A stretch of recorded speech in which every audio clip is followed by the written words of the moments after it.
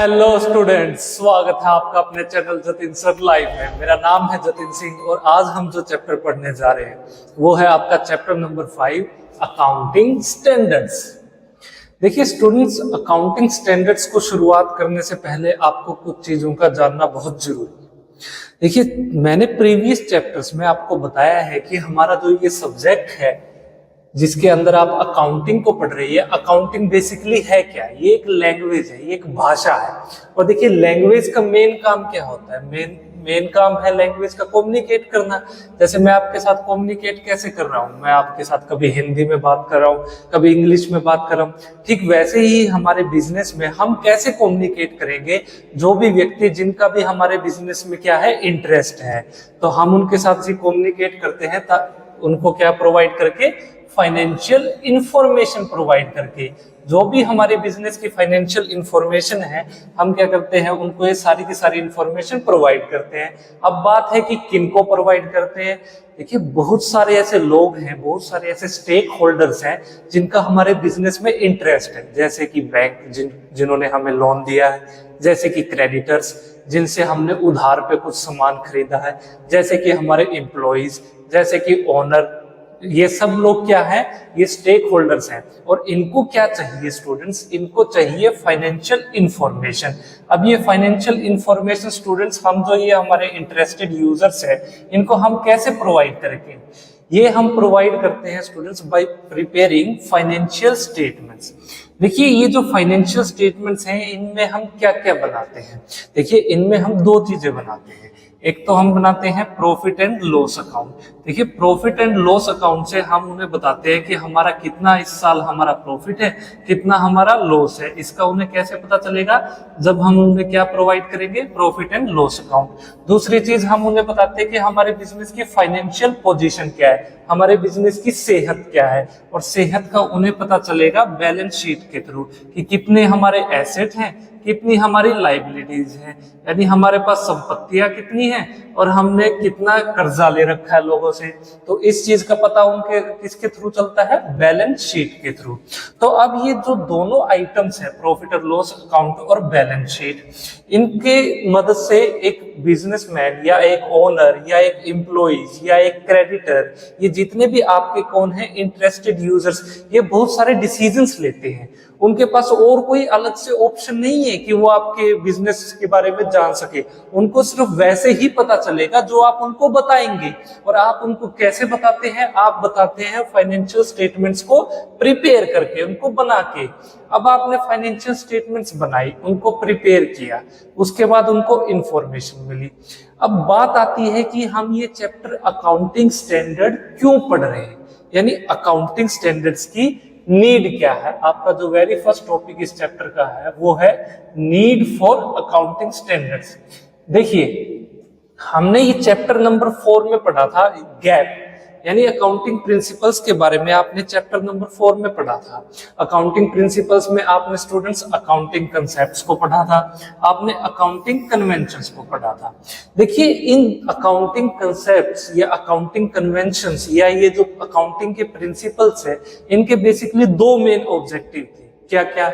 एक तो जो आप ये फाइनेंशियल स्टेटमेंट्स बना रहे हो ना, ये आपने जो प्रॉफिट एंड लॉस अकाउंट बनाया है और ये जो आपने बैलेंस शीट बनाई है, यानी जितनी भी फर्म इस देश में, जितनी भी कंपनीज है, वो अचार बेचती हो या एरोप्लेन बेच रही हो, वो उनका मेन काम क्या है कि वो क्या करें जी, अपनी जब भी बैलेंस शीट बनाए, अपने जब भी प्रॉफिट और लॉस अकाउंट और ये जो बैलेंस शीट, ये जो फाइनेंशियल स्टेटमेंट्स वो बनाए, वो क्या हो, यूनिफॉर्म हो। वो सब क्या होनी चाहिए? सेम होनी चाहिए। यानी ये नहीं है कोई अपनी मर्जी से कैसे ही ट्रांजैक्शन को रिकॉर्ड कर रहा है, कोई अपनी मर्जी से कैसे ही रिकॉर्ड कर रहा है। नहीं नहीं, सब क्या करेंगे? सेम मेथड फॉलो करेंगे जब भी वो क्या करेंगे, अपनी फाइनेंशियल स्टेटमेंट्स को बनाएंगे। दूसरी चीज, हम इनका जो दूसरा मेन ऑब्जेक्टिव था, ये जो आपके अकाउंटिंग प्रिंसिपल्स, आपके कंसेप्ट्स और कन्वेंशंस का, कि ये क्या हो, आपकी फाइनेंशियल स्टेटमेंट्स कंपेरेबल हो। कंपेरेबल यानी कि आप क्या कर रहे हो, आपका मान लीजिए प्रॉफिट इस साल इतना है, पिछले साल आपका प्रॉफिट कितना था, या आपका प्रॉफिट इस साल इतना आया, या आपके कॉम्पिटिटर या आपकी जो राइवल फर्म है उसका प्रॉफिट कितना आया, आप इसको कंपेयर कर सको। तो कंपेयर करने के लिए और यूनिफॉर्मिटी के लिए ये आपके दो ऑब्जेक्टिव थे क्या बनाने के टाइम पे, फाइनेंशियल स्टेटमेंट्स बनाने के टाइम पे। लेकिन स्टूडेंट्स, ये जो आपने चैप्टर नंबर 4 में पढ़े हैं, ये जो दो ऑब्जेक्टिव है, ये क्या हुए, कॉम्प्रोमाइज हुए। ये कॉम्प्रोमाइज क्यों हुए? क्योंकि आपके इस चैप्टर में ये जो general agreement for accounting principles, ये जो गैप है, इसके क्या है स्टूडेंट्स, कुछ ना कुछ लूप होल्स थे। लूप होल्स का क्या हुआ, कुछ कंपनीज ने फायदा उठाना शुरू किया। देखिए लूप होल्स क्या हुए, कौन से थे। सबसे पहला, ये जो आपका चैप्टर था ये क्या अलाउ करता था कि मान लीजिए कोई भी आइटम है, आपका फिक्स्ड एसेट है या आपका डेप्रिसिएशन है, ये बहुत सारे मेथड्स बताता था। यानी बहुत सारे क्या है, कोई किसी के 4 मेथड है, किसी के 5 मेथड है, किसी के 2 मेथड है। उसके बेसिस पे आप क्या करिए, उन आइटम्स को, जो सेम आइटम है, उनको क्या कर सकते हैं, डिफरेंट आपके अल्टरनेटिव्स बताए इन्होंने अपनी बुक्स में रिकॉर्ड करने के। अगर आप किसी, मान लीजिए आपने कोई फिक्स्ड एसेट है, उसको रिकॉर्ड किया है मार्केट वैल्यू पे, उसके बाद आपने कोई फिक्स्ड एसेट उसको रिकॉर्ड कर दिया आपने बुक वैल्यू पे, ठीक है। यानी जिस प्राइस पे आपने खरीदा था उसी पे रिकॉर्ड किया। और कभी आपने क्या किया, जिस प्राइस बढ़ गया आपका, 2 करोड़ 20 लाख की थी आपकी मान लीजिए कोई बिल्डिंग, उसको आपने 20 लाख में अपने बुक्स में दिखाया, फिर वो बढ़ के 2 करोड़ पे होगी तो आपने क्या किया, 2 करोड़ पे दिखाया, ठीक है। उसके बाद फिर आपने अगले साल क्या किया, उसको 20 लाख पे दिखा दिया। तो अब क्या होगा स्टूडेंट्स, इस सिचुएशन में क्या हुआ, ये जो आपकी जो अलग अलग जो कंपनीज थी, अलग अलग जो आपकी फर्म्स थी, इन्होंने क्या किया, अलग अलग मेथड्स, अलग अलग पॉलिसीज को क्या किया, फॉलो करना शुरू कर दिया। इन डिफरेंट पॉलिसीज को फॉलो किया जब उन्होंने सेम ट्रांजैक्शन के लिए, तो इससे क्या हुआ, हमारे जो ये जितने भी हमारी जो ये हमने फाइनेंशियल स्टेटमेंट्स बनाई थी ना, ये जो आपने क्या की थी, फाइनेंशियल इंफॉर्मेशन प्रोवाइड की थी। एक तो ये फाइनेंशियल स्टेटमेंट्स क्या नहीं हुई, यूनिफॉर्म नहीं रही। यानी आपने जब अलग अलग मेथड से अलग अलग ट्रांजैक्शंस को अपनी बुक्स में रिकॉर्ड किया, तो उससे जब आप अपनी एक फाइनेंशियल स्टेटमेंट को किसी दूसरी कंपनी के फाइनेंशियल स्टेटमेंट से कंपेयर कर पाएंगे, नहीं कर पाएंगे, क्योंकि आपने तो उसको अलग तरीके से बनाया है, उसने उसको अलग तरीके से बनाया, इसलिए आपकी फाइनेंशियल स्टेटमेंट्स क्या हुई, यूनिफॉर्म नहीं हुई। दूसरी चीज, अगर यूनिफॉर्म नहीं है तो आप कंपेयर कैसे कर पाओगे। भाई किसी ने अपनी फिक्स्ड एसेट को दिखाया, अपने लैंड को दिखाया 20 लाख रुपए का, किसी कंपनी ने दिखाया है 2 करोड़ रुपए का, और अगले साल मान लीजिए उसी कंपनी ने क्या किया, वो जो सेम आइटम थी उसके लिए अलग से डिफरेंट पीरियड्स के अंदर, मान लीजिए कि जनवरी में उसने दिखाया है उसको 2 करोड़ रुपए का, और दिसंबर में आते आते वो 20 लाख रुपए की शो कर रहा है। इसलिए ये जो अलग अलग मेथड्स आए हैं, इसकी वजह से क्या हुआ, हमारी जो ये फाइनेंशियल स्टेटमेंट्स थी, इनके ऊपर लोगों का विश्वास नहीं रहा, अराजकता की एक सिचुएशन आ गई, लोग विश्वास, अपना कॉन्फिडेंस खोने लग गए, लोगों ने ये मानना शुरू कर दिया, लोग यानी कि वो जो इन्वेस्टर्स हैं, आपके क्रेडिटर्स है, यानी ये जो आपके इंटरेस्टेड यूजर्स है, ये जो स्टेक होल्डर्स है, ये कैसे मान ले कि आपने सही इंफॉर्मेशन प्रोवाइड की है, आपने कोई धांधली नहीं की है उसको क्या कहते हैं बनाते वक्त। तो इन लूप होल्स की वजह से हमारे जो इंटरेस्टेड यूजर्स ने हमारी जो ये फाइनेंशियल इंफॉर्मेशन है इसको क्या कर दिया, रिजेक्ट कर दिया, इसके ऊपर विश्वास करना ही छोड़ दिया। अब एक इन्वेस्टर आपकी कंपनी में इन्वेस्ट तभी करेगा ना जब आपको सही उसको इंफॉर्मेशन प्रोवाइड करेंगे। क्यों वो अपना पैसा लगाएगा आपकी कंपनी में? आपकी कंपनी में पैसा तभी लगा पाएगा जब क्या हो, आपने जितनी भी आपकी कंपनीज है, मान लीजिए उसको एक्स कंपनी में पैसा लगाना था और वो ये देखेगा मैं एक्स में लगाऊं या वाई में लगाऊं। अगर एक्स और वाई अलग अलग मेथड, अलग अलग पॉलिसीज एडॉप्ट करती है अपनी फाइनेंशियल स्टेटमेंट्स को बनाने में, वो एक्स या वाई में से किसको चुने उसको समझ में ही नहीं आ रहा था। ये कंफ्यूजन की एक सिचुएशन क्रिएट होगी। तो इससे क्या हुआ स्टूडेंट्स, ये जो अराजकता आ गई, ये एक तरह से अविश्वास की भावना फैल गई सारे के सारे स्टेक होल्डर्स में। तो एक जितने भी प्रोफेशनल्स थे हमारे पूरी दुनिया के अंदर, उन्होंने क्या डिसाइड किया कि नहीं कुछ ना कुछ देखो रूल्स और रेगुलेशंस तो होनी चाहिए। रूल्स बहुत जरूरी है। जब भी हम क्या बनाएं, हमारे इन फाइनेंशियल स्टेटमेंट्स को बनाएं। इन फाइनेंशियल स्टेटमेंट्स को बनाने के लिए हमें कोई ना कोई रेगुलेशंस, कोड ऑफ कंडक्ट ये तो बताना ही होगा कि किस ट्रांजैक्शन को किस टाइम पे, किस सिचुएशन में, किस मेथड को फॉलो करते हुए किस कंपनी को कैसे रिकॉर्ड करना है।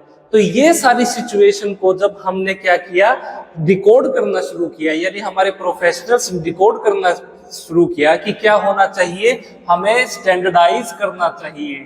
हमें क्या करना चाहिए, स्टैंडर्डाइज करना चाहिए जितने भी हमारी क्या है फाइनेंशियल स्टेटमेंट्स को बनाने की टेक्निक्स है।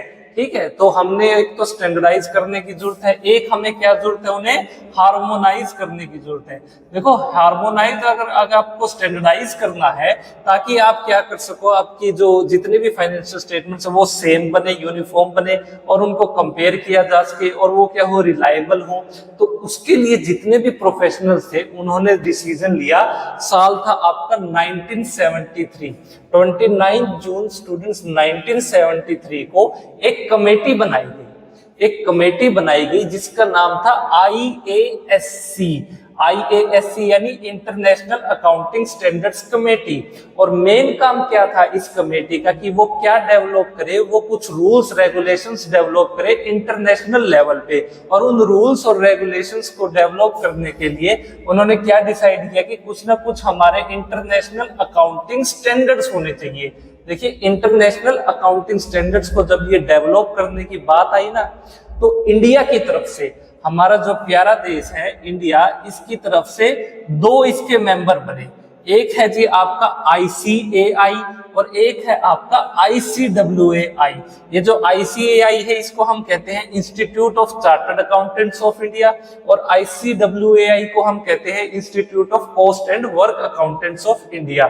तो भारत की जो ये दो कंपनी थी, इसमें से जो ICAI है इसने क्या किया, इसने डिसाइड किया कि वो क्या करेगी, अकाउंटिंग स्टैंडर्ड्स को डेवलप करेगी, अकाउंटिंग स्टैंडर्ड्स बनाएगी, जिसको क्या करेगी, जितनी भी हमारे इंडिया की कंपनीज हैं वो सब क्या करेगी, इन स्टैंडर्ड्स को फॉलो करेगी जब भी वो क्या करेंगी, अपनी फाइनेंशियल स्टेटमेंट्स को बनाएंगी। तो फाइनेंशियल स्टेटमेंट्स को बनाने के लिए वो कुछ रूल्स, कुछ रेगुलेशंस, कुछ कोड ऑफ कंडक्ट, कुछ बेंचमार्क सेट किए गए हैं जिनको क्या करना है, एक अपनी एक कंपनी को फॉलो करना है। तो बस इसीलिए हमें क्या जरूरत पड़ी, हमें अकाउंटिंग स्टैंडर्ड्स की जरूरत हुई, हमें इनकी नीड महसूस हुई। क्योंकि हमारा जो ये चैप्टर नंबर 4 है, ये चैप्टर नंबर 4 क्या नहीं पूरा कर पाया, ये सिचुएशंस को पूरा नहीं कर पाया, इसके ये ऑब्जेक्टिव्स कॉम्प्रोमाइज हुए। उनका कारण था ये 3 सिचुएशन। जब क्या हुआ, उसने किसी एक आइटम की क्या करनी शुरू कर दी, डिफरेंट अल्टरनेटिव्स उसके प्रोवाइड करने शुरू कर दिए। अब कोई ट्रांजैक्शन को डिफरेंट तरीके से आप रिकॉर्ड करोगे तो किसी की बैलेंस शीट अच्छी बन गई, किसी की खराब बन गई। अब उससे क्या हुआ, स्टूडेंट्स जो अलग अलग कंपनीज थी उन्होंने अलग अलग अकाउंटिंग पॉलिसीज को डेवलप करना शुरू किया, है ना, पॉलिसीज को अडॉप्ट करना शुरू किया कि केस कोई एक ट्रांजैक्शन को रिकॉर्ड करना कोई कंपनी कैसे कर रही थी, कोई कंपनी कैसे कर रही थी, या फिर किसी टाइम पीरियड में, एक ही टाइम पीरियड, मान लीजिए गर्मियों में किसी ने कैसे किया, सर्दियों में किसी ने कैसे किया, पिछले साल कभी कुछ और था, अगले साल कुछ और था। तो इस तरीके से अराजकता की सिचुएशन को अवॉइड करने के लिए हमें हमारा ये जो चैप्टर नंबर 5 है अकाउंटिंग स्टैंडर्ड्स की जरूरत पड़ी। तो इसलिए ये मेन रीजन है आपका ये चैप्टर नंबर 5 अकाउंटिंग स्टैंडर्ड्स को पढ़ने का। तो चलिए इसको नोट डाउन कीजिए, फिर मैं आपको इसका मीनिंग समझाता हूं। स्टूडेंट्स, आप समझते हैं मीनिंग क्या है आपके अकाउंटिंग स्टैंडर्ड्स का। देखिए सबसे पहली बात तो अकाउंटिंग स्टैंडर्ड्स आपको रिटर्न में प्रोवाइड किए गए, यानी ये क्या है, आपको फॉर्मली बताए गए हैं कि कैसे आपको किसी ट्रांजैक्शन या किसी आइटम को रिकॉर्ड करना है, किस सिचुएशन में कौन सा मेथड या कौन सी पॉलिसी आपको अडॉप्ट करनी है अपने ट्रांजैक्शंस को रिकॉर्ड करते वक्त। तो यानी ये क्या है, आपका एक फॉर्मली यानी एक रिटर्न स्टेटमेंट है जो कि इशू कौन करते हैं, हमारे इंस्टीट्यूशंस इशू करते हैं। जैसे कि हमारा इंस्टीट्यूट कौन है जो इंडिया में इसे इशू करता है, वो है जी आपका ICAI यानी institute of chartered accountants of India. और इसके जो प्रोफेशनल्स हैं जो अकाउंटिंग प्रोफेशनल्स हैं वो हैं जी आपके CA, जिन्हें हम चार्टर्ड अकाउंटेंट्स कहते हैं। तो वो क्या इशू करेंगे स्टूडेंट्स, वो इशू करते हैं यूनिफॉर्म रूल्स, यानी सेम तरह के रूल्स या सेम तरह की प्रैक्टिसेस या फिर क्या कहेंगे आपकी पॉलिसीज या गाइडलाइंस या बेंचमार्क, वो सब बताएंगे कि कैसे आपको ये सब चीज़ें फॉलो करनी है जब आप क्या बनाएंगे अपनी फाइनेंशियल स्टेटमेंट्स। तो जब भी आप अपनी फाइनेंशियल स्टेटमेंट्स बनाएंगे तो आपको जितनी भी आपकी ये रूल्स रेगुलेशंस हैं, ये प्रैक्टिसेस हैं, आपको फॉलो करनी है। और वो सारी रूल्स रेगुलेशंस और प्रैक्टिसेस, उन्हीं को हम क्या कहते हैं, हम उन्हीं को कहते हैं आपके अकाउंटिंग स्टैंडर्ड्स। तो स्टूडेंट्स, आपने मीनिंग ऑफ अकाउंटिंग स्टैंडर्ड्स में ये तो समझ लिया कि ये कुछ रूल्स रेगुलेशंस के बारे में हम बता रहे हैं। अब इस चैप्टर में, चैप्टर नंबर 5 में आपके जो सब्जेक्ट के अंदर जो इम्पोर्टेंट टॉपिक्स है, जिनके अंदर आपके कुछ मार्क्स क्वेश्चंस आने के चांसेस हैं, वो कौन से हैं। देखिए, सबसे पहला जो टॉपिक आप पढ़ेंगे वो है जी आपका अकाउंटिंग स्टैंडर्ड्स। देखिए, अकाउंटिंग स्टैंडर्ड मैंने अभी बताया, इसको कौन बनाता है, इसको बनाता है जी आपका ICAI। सेकंड जो स्टूडेंट्स आपका इंपॉर्टेंट टॉपिक रहेगा इसमें वो होगा कि IFRS, यानी इंटरनेशनल फाइनेंशियल रिपोर्टिंग स्टैंडर्ड्स। इसमें से भी क्वेश्चन आने के पूरे चांसेस हैं। देखिए, IFRS को कौन बनाता है, इसको बनाते हैं जी आपके इंटरनेशनल अकाउंटिंग स्टैंडर्ड बोर्ड, यानी IASB एक बोर्ड है जो इनको क्या कहते हैं, जितने भी आपके इंटरनेशनल लेवल के अकाउंटिंग स्टैंडर्ड्स है उनको बनाता है। ये हम सभी पढ़ेंगे, अभी 1 by 1 डीपली पढ़ेंगे। तीसरा है जी आपका इंडियन अकाउंटिंग स्टैंडर्ड्स। देखिए, ये समझिए क्या है इंडियन अकाउंटिंग स्टैंडर्ड्स। बेसिकली कुछ नहीं है, ये जो IFRS है ना, यानी आपके इंटरनेशनल जो अकाउंटिंग स्टैंडर्ड्स है, उनका एक इंडियनाइज्ड वर्जन है, यानी उनका क्या है, एक देसी वर्जन है।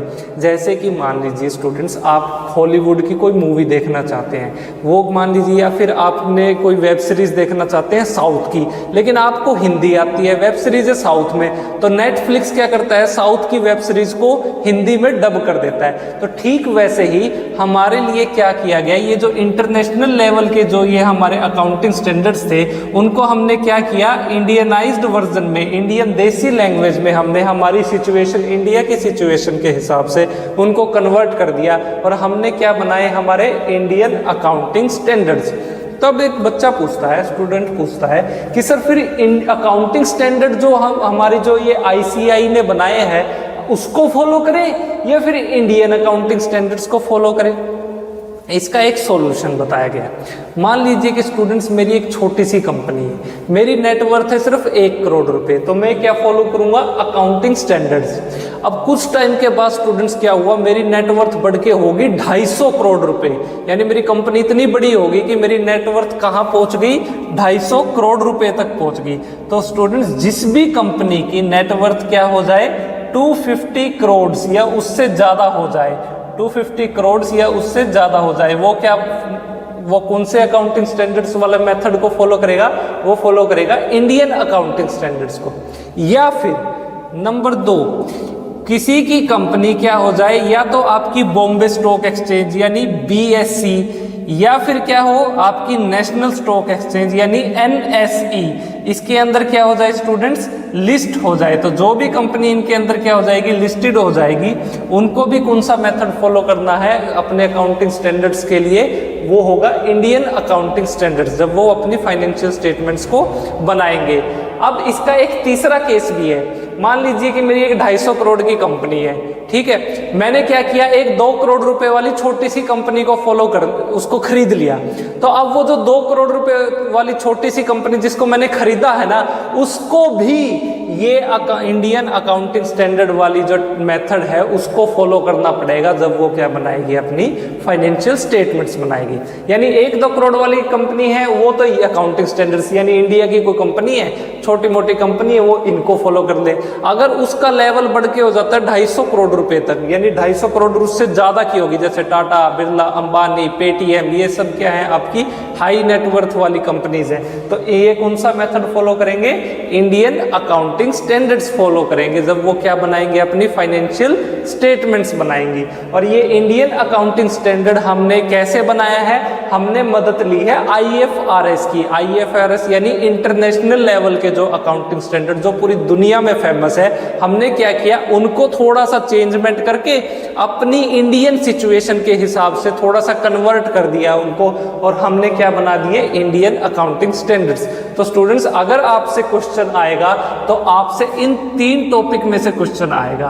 तो हम सबसे पहले अकाउंटिंग स्टैंडर्ड्स को समझेंगे, हमने इसका मीनिंग समझा है। अब इसके बारे में हम आगे ऑब्जेक्टिव समझेंगे, इसकी मेरिट्स वगैरह समझेंगे, फिर हम IFRS को कवर करेंगे, फिर हम आपका इंडियन अकाउंटिंग स्टैंडर्ड्स को पढ़ेंगे। तो चलिए डिस्कस करते हैं वन बाय वन सभी को। स्टूडेंट्स चलिए आप समझते हैं आपके अकाउंटिंग स्टैंडर्ड्स के ऑब्जेक्टिव्स यानी उद्देश्य क्या क्या है।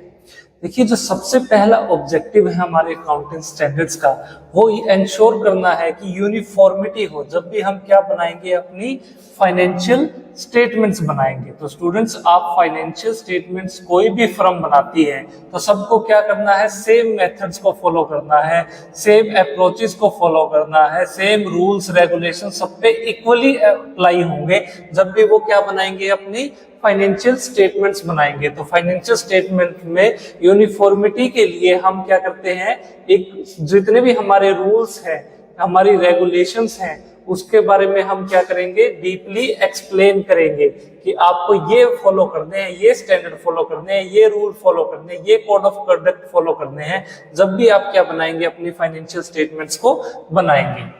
तो सेकंड मेन ऑब्जेक्टिव हमारे अकाउंटिंग स्टैंडर्ड्स का कि प्रोवाइड करना इंफॉर्मेशन जितने भी यूजर्स यानी कि स्टेक होल्डर, जैसे कि आपके क्रेडिटर्स हैं या फिर आपके बैंक है या फिर आपके ओनर्स हैं, तो ये सब क्या है, आपके इंटरेस्टेड यूजर्स हैं जिनका आपके बिजनेस में कुछ ना कुछ इंटरेस्ट है। तो हमें उन्हें बताना होगा कि हमारी जो कंपनी है उसने कौन सी पॉलिसीज अडॉप्ट की हैं, अपनी जो फाइनेंशियल स्टेटमेंट्स बनाते वक्त कौन से उसने मेथड्स चुने हैं जिससे वो क्या कर रखी है, अपनी फिक्स्ड एसेट्स या डेप्रिसिएशन को रिकॉर्ड करती है। डेप्रिसिएशन को अगर आपको निकालना है तो 2 मेथड है, एक स्ट्रेट लाइन मेथड, एक रिटन डाउन वैल्यू मेथड। तो कौन सा मेथड यहाँ अडॉप्ट किया गया है, या फिर आपने जब एसेट्स को अपनी बुक्स में रिकॉर्ड किया है तो आपने मार्केट वैल्यू पे रिकॉर्ड किया है या फिर आपने उसको बुक वैल्यू पे रिकॉर्ड किया है, यानी हिस्टोरिकल कॉस्ट बेसिस पे किया है। तो आपको ये सारा कुछ पहले से बताना होगा किसको, अपने जो यूजर्स हैं, जितने भी आपके स्टेक होल्डर्स हैं बिजनेस के,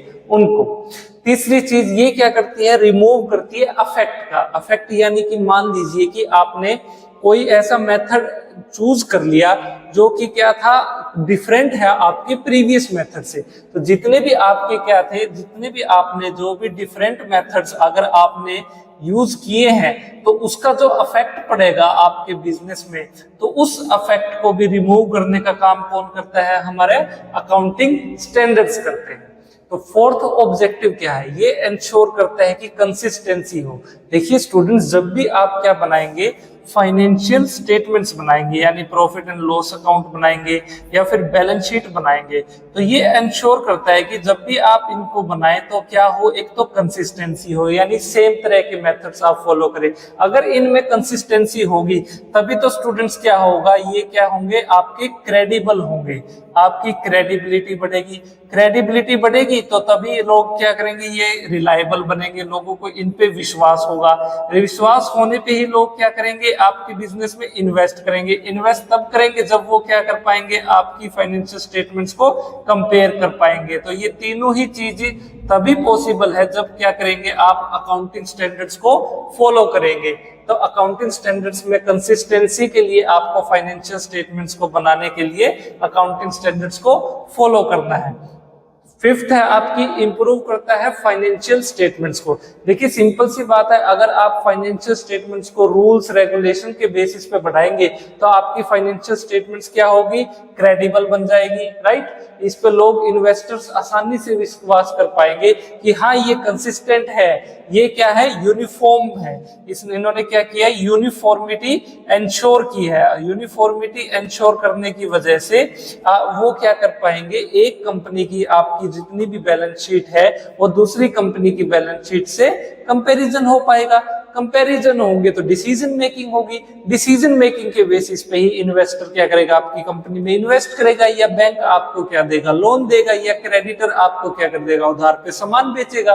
तो ये सारी सिचुएशन क्या डिपेंड करती है आपकी, जब आप क्या करेंगे अपने स्टैंडर्ड्स यानी जो भी आपने रूल्स रेगुलेशंस अकाउंटिंग को जब आपने अपनी बुक्स को क्या किया बनाया है, फाइनेंशियल स्टेटमेंट्स को प्रिपेयर किया है, तो आप क्या करेंगे जितने भी आप रूल्स रेगुलेशंस पॉलिसीज मेथड्स ये सब क्या करेंगे जो अकाउंटिंग स्टैंडर्ड्स में हर ट्रांजैक्शन के लिए, हर आइटम के लिए, हर सिचुएशन के हिसाब से बताए गए हैं उनको फॉलो करते हैं। तभी आपकी जो अकाउंटिंग की जो आपकी जो प्रोसेस है यानी आपने जो बुक बनाई है या आपने जो फाइनेंशियल स्टेटमेंट्स जो प्रेजेंट की है अपने स्टेक होल्डर्स को, वो रिलायबल होगी, उस पर विश्वास बनेगा। तो चलिए इनको नोट डाउन कीजिए स्टूडेंट्स। चलिए अब हम समझते हैं बेनिफिट्स क्या क्या है आपके अकाउंटिंग स्टैंडर्ड्स के। आप इन्हें बेनिफिट्स कहें, एडवांटेजेस कहें या यूटिलिटीज कहें, बात बिल्कुल सेम। देखिए सबसे पहला ये बेनिफिट है इनका ऑडिटर्स को, ऑडिटर्स के लिए ये काफी मददगार है। देखिए ऑडिटर्स कौन होते हैं, जैसे स्टूडेंट्स आपके एग्जाम्स कौन चेक करते हैं, आपके टीचर्स। ठीक जो हमारी कंपनीज क्या फाइनेंशियल स्टेटमेंट्स बनाती है ना, प्रॉफिट एंड लॉस अकाउंट और बैलेंस शीट, उनको ऑडिटर्स चेक करते हैं। तो ऑडिटर्स के लिए ये हेल्पफुल कैसे, मान लीजिए कि आपने क्या किया, कोई फ्रॉड करने की कोशिश की, तो इनको आसानी से पता चल जाएगा, ये फ्रॉड को क्या कर पाएंगे, इजिली डिटरमाइन कर पाएंगे, क्योंकि ये देख लेंगे कि आपने जो प्रॉफिट और लॉस अकाउंट और जो बैलेंस शीट बनाया है उसमें आपने अकाउंटिंग स्टैंडर्ड्स को फॉलो किया है या नहीं किया है। अगर नहीं किया तो इनको पता चल जाएगा कि आपने कोई फ्रॉड करने की कोशिश की है, तो इजिली डिटरमाइन हो जाएगी। दूसरी चीज, अगर आपने ये डिस्क्लोज नहीं किया कि आपने कौन सी पॉलिसीज फॉलो की हैं जब आपने अपनी ट्रांजैक्शंस को अपनी बुक्स में रिकॉर्ड किया है, तो अगर आप इनसफिशिएंट डिस्क्लोजर करते हैं अपनी पॉलिसीज के रिगार्डिंग, तब भी इनको इजीली पता चल जाएगा, क्योंकि अकाउंटिंग स्टैंडर्ड्स में हमें ये बताना पड़ेगा कि हमने कौन सी पॉलिसी, कौन सा मेथड अडॉप्ट किया है, जब हमने फिक्स्ड एसेट को बुक्स में रिकॉर्ड किया है, हमने डेप्रिसिएशन को कैसे चार्ज किया है, तो ये सारी चीजों का आपको बताना पड़ेगा। तो अगर आप अपनी पॉलिसीज को क्लियरली आप डिस्क्लोज नहीं करेंगे, तो इसके मतलब ये भी इजीली क्या हो जाएगा, ट्रैक हो जाएगा कि इनको आपके ऑडिटर्स को। तो ऑडिटर्स के लिए क्या है, काफी हेल्पफुल है। सेकंड, इसकी एडवांटेजेस क्या है, देखिए ये इंप्रूव करता है सबसे पहले तो रिलायबिलिटी, और दूसरी चीज है क्रेडिबिलिटी। किसकी, जब आप क्या बनाएंगे अपनी फाइनेंशियल स्टेटमेंट्स। देखिए फाइनेंशियल स्टेटमेंट्स की रिलायबिलिटी और क्रेडिबिलिटी तभी आपकी इंप्रूव हो पाएगी जबकि क्या आप प्रेजेंट करेंगे, आप true and fair view present करेंगे। जो भी आपके प्रॉफिट है, जो भी आपका लॉस है, तो उसका क्या प्रेजेंट करना आपको, ट्रू और फेयर व्यू। तो इसके लिए स्टूडेंट्स आपको क्या करना होगा, आपको अकाउंटिंग स्टैंडर्ड्स के रूल्स रेगुलेशंस ये सब क्या होंगे, फॉलो करने होंगे। उन्हीं की बेसिस पे आपको अकाउंटिंग करनी है।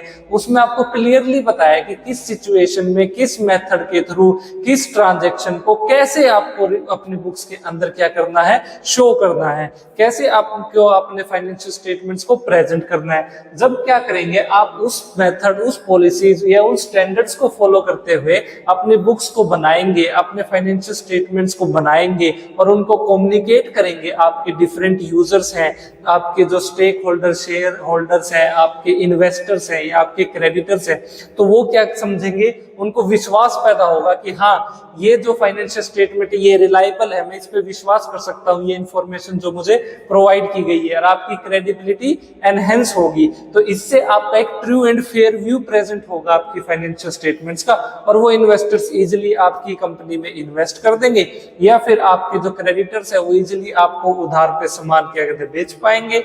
तो ये सिचुएशन बहुत इंपॉर्टेंट है, और ये तभी पॉसिबल है जब क्या होगा, आप अकाउंटिंग स्टैंडर्ड्स को फॉलो करेंगे। थर्ड एडवांटेजेस, ये हेल्पफुल है in resolving the conflicts among the various parties. देखिए वेरियस पार्टीज का मतलब यहाँ पे हमारे हैं यूजर्स। यूजर्स कौन कौन, जो कि हमारे स्टेक होल्डर्स है, जैसे आपके एम्प्लॉइज, क्रेडिटर्स, ओनर्स, बैंक्स जो आपको लोन देते हैं, ठीक, ये सब क्या है आपके यूजर्स हैं, आपके मैनेजर्स। तो इन सबको क्या है स्टूडेंट्स, आपकी इंफॉर्मेशन चाहिए होती है अकाउंटिंग की, वो हम प्रोवाइड करते हैं फाइनेंशियल स्टेटमेंट के थ्रू। तो कई बार ऐसा हो सकता है कि कॉन्फ्लिक्ट हो सकता है, लड़ाई हो सकती है दोनों के बीच में। मान लीजिए कि आपने प्रॉफिट निकाला है कोई एक मेथड फॉलो करके, और आपके जो क्रेडिटर्स हैं उन्होंने आपका प्रॉफिट निकाला हो किसी एक मेथड को फॉलो करके। अगर आपने अकाउंटिंग के अंदर जब आपने क्या किया, अपने प्रॉफिट एंड लॉस अकाउंट को बनाया है, तो आपने क्लियरली मेंशन किया है कि मैंने ये पॉलिसी एडॉप्ट की है, या मैंने ये अप्रोच एडॉप्ट की है, या मैंने ये अकाउंटिंग के स्टैंडर्ड्स फॉलो किए हैं अपने मेथड्स, अपने जो प्रॉफिट को निकालते वक्त, तो कोई भी कॉन्फ्लिक्ट का, कोई भी लड़ाई का चांस नहीं रहेगा। वो तभी पॉसिबल है जब आप क्या करेंगे, अकाउंटिंग स्टैंडर्ड्स के रूल्स एंड रेगुलेशंस और पॉलिसीज को फॉलो करेंगे। अगर उनको फॉलो करते हुए और उनको एक्सप्लेन करते हुए आपने सारा कुछ बनाया है, अपनी फाइनेंशियल स्टेटमेंट्स को प्रेजेंट करा है, तो कोई क्रेडिटर, कोई बैंक, कोई ओनर आपके ऊपर उंगली नहीं उठा सकता। तो ये बहुत बड़ा एडवांटेज है आपके अकाउंटिंग स्टैंडर्ड्स का। फोर्थ, ये इंश्योर करते हैं कंसिस्टेंसी एंड कंपेरेबिलिटी। देखिए कंसिस्टेंसी का मतलब क्या है? कंसिस्टेंसी का मतलब है कि आपने लास्ट ईयर, पिछले साल जो मेथड फॉलो किया था अपनी फाइनेंशियल स्टेटमेंट्स को बनाने के लिए, इस साल भी आपने वही फॉलो किया है और अगले साल भी आप वही मेथड फॉलो करोगे। यानी आप अपने मेथड में, अपनी पॉलिसीज में चेंजमेंट नहीं कर रहे। अगर आप चेंजमेंट नहीं करोगे तो आपकी जो जितनी भी आपकी जो फाइनेंशियल स्टेटमेंट्स है वो क्या बनेंगी? यूनिफॉर्म बनेगी। वो सब क्या होंगी? सेम रहेगी। अगर वो यूनिफॉर्म रहेगी, यानी पिछले साल भी सेम मेथड फॉलो करके आपने फाइनेंशियल स्टेटमेंट्स बनाई थी, इस साल भी वही मेथड फॉलो करके फाइनेंशियल स्टेटमेंट्स बनाएगी, तो एक इन्वेस्टर आसानी से कंपेयर कर सकता है कि आपका पिछले साल प्रॉफिट कितना था, इस साल कितना है, पिछले साल आपके एसेट्स कितने थे, इस साल कितने हैं, है ना। अगर आपने सेम मेथड फॉलो करते हुए अपनी एसेट्स को रिकॉर्ड किया है, अपनी ट्रांजैक्शंस को अपनी बुक्स में रिकॉर्ड किया है, तो इससे क्या होगी? आपकी कंपैरिजन करने में आसानी होगी और ये आप इससे आपकी कंसिस्टेंसी भी इंप्रूव होगी। तो इंश्योर करता है क्या ये? एक तो कंसिस्टेंसी होगी तो तभी क्या पॉसिबल है? कंपेरेबिलिटी पॉसिबल है। लास्ट, ये क्या करता है स्टूडेंट्स? रिड्यूस करेंगे आपके चांसेस ऑफ फ्रॉड। देखिए कोई भी फ्रॉड करने का चांस ही नहीं रहेगा, कोई भी आप मैनिपुलेशन नहीं कर पाएंगे अपनी बुक्स में अगर आप क्या करते हैं? अकाउंटिंग स्टैंडर्ड्स को फॉलो करते हैं। क्योंकि अकाउंटिंग स्टैंडर्ड्स में बताया गया है कि किस सिचुएशन में, किस ट्रांजैक्शन को, किस मेथड को फॉलो करते हुए कैसे आपको अपनी बुक्स में रिकॉर्ड करना है और कैसे आपको उसको मेजर करना है और कैसे उसको अपने जो आपके स्टेक होल्डर्स हैं, आपके यूजर्स हैं, उनको प्रेजेंट करना है। तो ये सारी चीज अगर आपको सिस्टमेटिकली बताई गई है और आपको स्ट्रिक्टली वो अगर वो फॉलो करी है आपने, तो कोई भी फ्रॉड होने का चांस ही नहीं है, कोई भी मैनिपुलेशन आप कर ही नहीं पाओगे अपनी बुक्स में।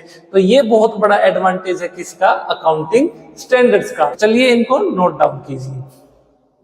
स्टूडेंट्स देखिए कोई भी चीज परफेक्ट नहीं होती, उसमें कुछ ना कुछ कमियां तो होंगी ही।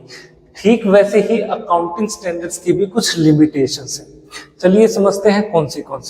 सबसे पहली तो ये बहुत ही डिफिकल्ट है अप्लाई करने में। वो कैसे? देखिए हमारा जो ये अकाउंटिंग स्टैंडर्ड्स है वो हमें बहुत सारे मेथड्स बताता है और हमें ये भी बताता है कि आप इस मेथड को भी अप्लाई कर सकते हैं और इस मेथड को भी अप्लाई कर सकते हैं।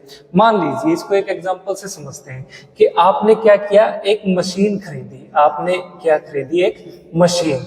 तो मशीनरी है, मान लीजिए कि आपने 1 लाख रुपीस की खरीदी है, यहाँ परचेज की है। अब देखिए ऐसा तो है नहीं कि ये मशीन 1 लाख रुपए की रहेगी। जैसे जैसे आप इस मशीन को यूज करेंगे इसकी वैल्यू में कुछ ना कुछ गिरावट तो आएगी ही आएगी। तो स्टूडेंट्स उसको हम कहते हैं डेप्रिसिएशन। उस वैल्यू में गिरावट को आने को हम कहते हैं डेप्रिसिएशन। तो डेप्रिसिएशन को आप कितनी वैल्यू में इसको गिरावट आएगी इस मशीनरी की, अगर आपको ये पता लगाना है तो अकाउंटिंग स्टैंडर्ड्स के हिसाब से हमारे पास 2 मेथड है। हमारी बुक्स में हमें 2 मेथड बताए गए हैं। कौन से? एक तो है आपका स्ट्रेट लाइन मेथड जिसको हम SLM कहते हैं। एक आपका होता है रिटन डाउन वैल्यू मेथड जिसको हम कहते हैं WDV। अब देखिए स्ट्रेट लाइन मेथड क्या कहता है? स्ट्रेट लाइन मेथड कहता है, मान लीजिए आपने मशीन खरीदी थी 1 लाख, तो आप मानते हो कि इसमें 10% गिरावट आई। आपने कितनी मानी? 10%। तो 1 लाख का 10% कितना हुआ? 10,000। ठीक है जी। अब आपकी मशीन की वैल्यू कितनी रहेगी? 90,000। मशीन की वैल्यू कितनी रहेगी? 90,000, है ना। फर्स्ट ईयर तो आपकी है ये 1 लाख की, सेकेंड ईयर अब रहेगी ये 90,000 की। तो सेकेंड ईयर पे कितना डेप्रिसिएशन चार्ज करना? ये कहता है कि 10% ही चार्ज करना जो आपने पहले साल चार्ज किया था, यानी फिक्स रखना है डेप्रिसिएशन। तो इस साल भी हम कितना चार्ज करेंगे? 10,000 ही। तो अब हमारी जो मशीन की वैल्यू जो तीसरे साल है उसमें कितनी रहेगी? वो रहेगी जी आपकी 80,000। तो ये कौन सा मेथड कहता है? आपका स्ट्रेट लाइन वैल्यू मेथड।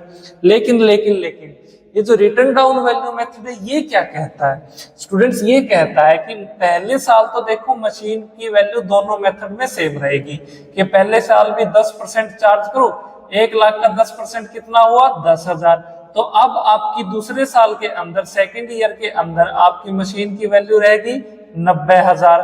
तो 90,000 में अब ये कहता है कि आपने जो ये 10% चार्ज किया था ना शुरू में 10,000 1 लाख पे, लेकिन अब सेकंड ईयर पे आपकी जो वैल्यू है ना एक्चुअल यानी रिटर्न डाउन, इसके बाद जो वैल्यू रिटर्न डाउन, जो नीचे जो वैल्यू आपने लिखी है जो रिटर्न करी है उस पे डेप्रिसिएशन चार्ज करो। तो यहाँ हम 90,000 का 10% कितना हुआ? 9,000। तो यहाँ पे जो आपकी मशीन की वैल्यू है वो होगी जी आपकी 81,000। कौन से साल में? थर्ड ईयर में। यानी देखिए इस मेथड के हिसाब से तो 3 साल के बाद आपकी मशीन 80,000 की है, इस मेथड के हिसाब से 3 साल के बाद आपकी मशीन की वैल्यू कितनी है? 81,000। तो यहाँ आपकी मशीन की वैल्यू बढ़ गई ना। तो अब ये क्वेश्चन उठता है कि हम कौन सा मेथड अडॉप्ट करें। तो इसमें क्या है, बहुत डिफिकल्टी है, ये बहुत टेंशन वाला काम है कि हम कौन सा मेथड अडॉप्ट करें। हम ये वाला method straight line value method adopt करें या return down value method adopt करें? बस सबसे पहली लिमिटेशन। सेकंड, ये क्या है? रिजिड है नेचर में। रिजिड का मतलब होता है स्टूडेंट्स ये क्या है? फ्लेक्सिबिलिटी को अलाउ नहीं करता। तो ये क्या है? इनफ्लेक्सिबल है। इनफ्लेक्सिबल, इसमें क्या है? आपको छूट नहीं है। मान लीजिए कि स्टूडेंट्स मैंने क्या किया, 2 साल तक straight line value method adopt किया, 2 साल या 3 साल तक मैंने कौन सा मेथड अडॉप्ट किया? डेप्रिसिएशन का ये वाला। अब फोर्थ ईयर में मेरा मन करता है, कि मैं जो डेप्रिसिएशन चार्ज करूं ना वो रिटर्न डाउन वैल्यू मेथड के हिसाब से डेप्रिसिएशन चार्ज करूं। क्या ये पॉसिबल है स्टूडेंट्स? अगर मैंने ऐसा किया ना तो मेरे इन्वेस्टर जिन्होंने मेरी उसमें बिजनेस में इन्वेस्ट कर रखा है, पैसा लगा रखा है, या क्रेडिटर्स जिनसे मैंने सामान उधार पे खरीद रखा है, वो क्या कर देंगे? हल्ला कर देंगे कि मतलब इसने कुछ ना कुछ तो गड़बड़ की है। उनको विश्वास ही नहीं होगा क्यों किया। मेरे को जस्टिफिकेशन देनी पड़ेगी कि भैया ऐसी क्या मुसीबत आ गई, 3 साल तक तो सब चंगा सी, फिर तेरे को एकदम से फोर्थ ईयर में क्यों चेंज किया, क्या कारण है? तो वो बता पाना बहुत मुश्किल है। तो इसलिए मजबूरी में मुझे क्या करना पड़ेगा? स्ट्रेट लाइन मेथड ही एडॉप्ट करना पड़ेगा। तो इसलिए क्या है, ये रिजिड है। आपके जो अकाउंटिंग स्टैंडर्ड्स में ये जो मेथड्स आपको बताए हैं आपको वही फॉलो करने पड़ेंगे। एक बार आपने कर लिए, आपके फ्लेक्सिबिलिटी के चांस नहीं है। थर्ड इसकी limitation, it can not override the statute. देखिए ये क्या कहता है, ये इसका मतलब है जी आपका लॉ, कानून। यानी मान लीजिए स्टूडेंट्स, अगर किसी देश में कोई सरकार ने ये कह दिया, देखिए अकाउंटिंग स्टैंडर्ड्स तो कहते हैं आप दोनों मेथड अडॉप्ट कर सकते हैं, स्ट्रेट लाइन मेथड भी और रिटर्न डाउन वैल्यू मेथड भी। लेकिन सरकार किसी देश की ये कह दे, कानून बना दे कि आप ये रिटर्न डाउन वैल्यू मेथड तो कर ही नहीं सकते, इसके बेसिस पे तो डेप्रिसिएशन चार्ज कर ही नहीं सकते, तो हम उस देश के कानून को चैलेंज नहीं कर सकते। अकाउंटिंग स्टैंडर्ड्स लॉ के खिलाफ नहीं जा सकता। तो अकाउंटिंग स्टैंडर्ड्स जो बनाए जाएंगे वो उस देश के कानून को ध्यान में रखते हुए बनाए जाएंगे, हम उन कानून के अगेंस्ट नहीं जा सकते। तो ये इसकी थर्ड लिमिटेशन। फोर्थ लिमिटेशन देखिए हिस्टोरिकल कॉस्ट। जो लिमिटेशन है इसकी वजह से ही हम जो अब नेक्स्ट कंसेप्ट पढ़ेंगे IFRS वो इवॉल्व हुआ।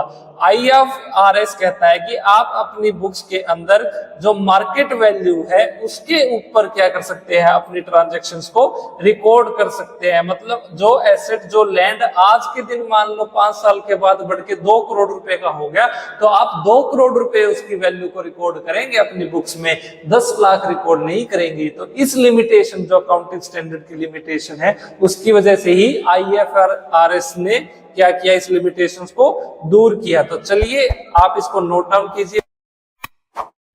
स्टूडेंट्स, अब हम जो सेकंड टॉपिक डिस्कस करेंगे वो है जी आपका IFRS।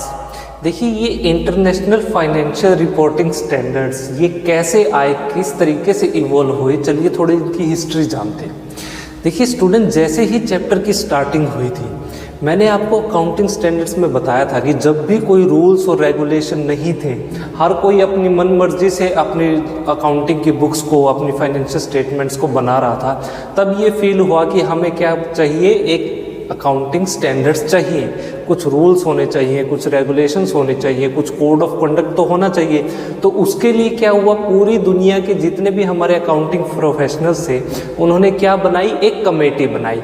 कितनी तारीख को, 29 जून 1973 को एक कमेटी बनाई गई, जिसको हम कहते हैं IASC यानी इंटरनेशनल अकाउंटिंग स्टैंडर्ड्स कमेटी।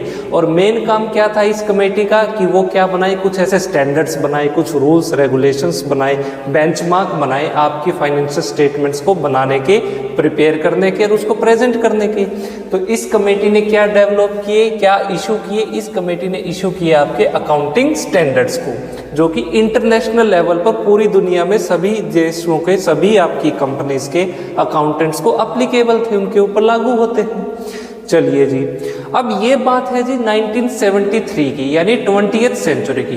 देखिए टाइम बहुत तेजी से बदला, उसके बाद ग्लोबलाइजेशन हुआ, लिबरलाइजेशन हुआ, कंपनीज के साइज बढ़ते गए, कंपनीज की नई नई टेक्नोलॉजीज इवॉल्व हुई, उसके हिसाब से बिजनेस होने लगा, मल्टीनेशनल कंपनीज इवॉल्व हुई।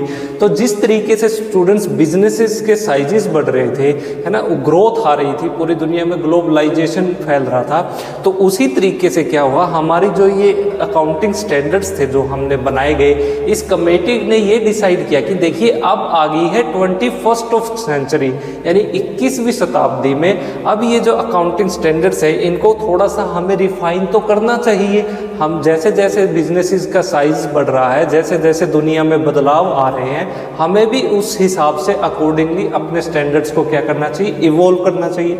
तो साल आया जी आपका 2001, 1 अप्रैल 2001, यानी अब हम आगे 21st सेंचुरी को। तो इस कमेटी ने क्या डिसाइड किया कि अब हम क्या बनाएंगे, हम थोड़ा सा रीस्ट्रक्चरिंग करेंगे।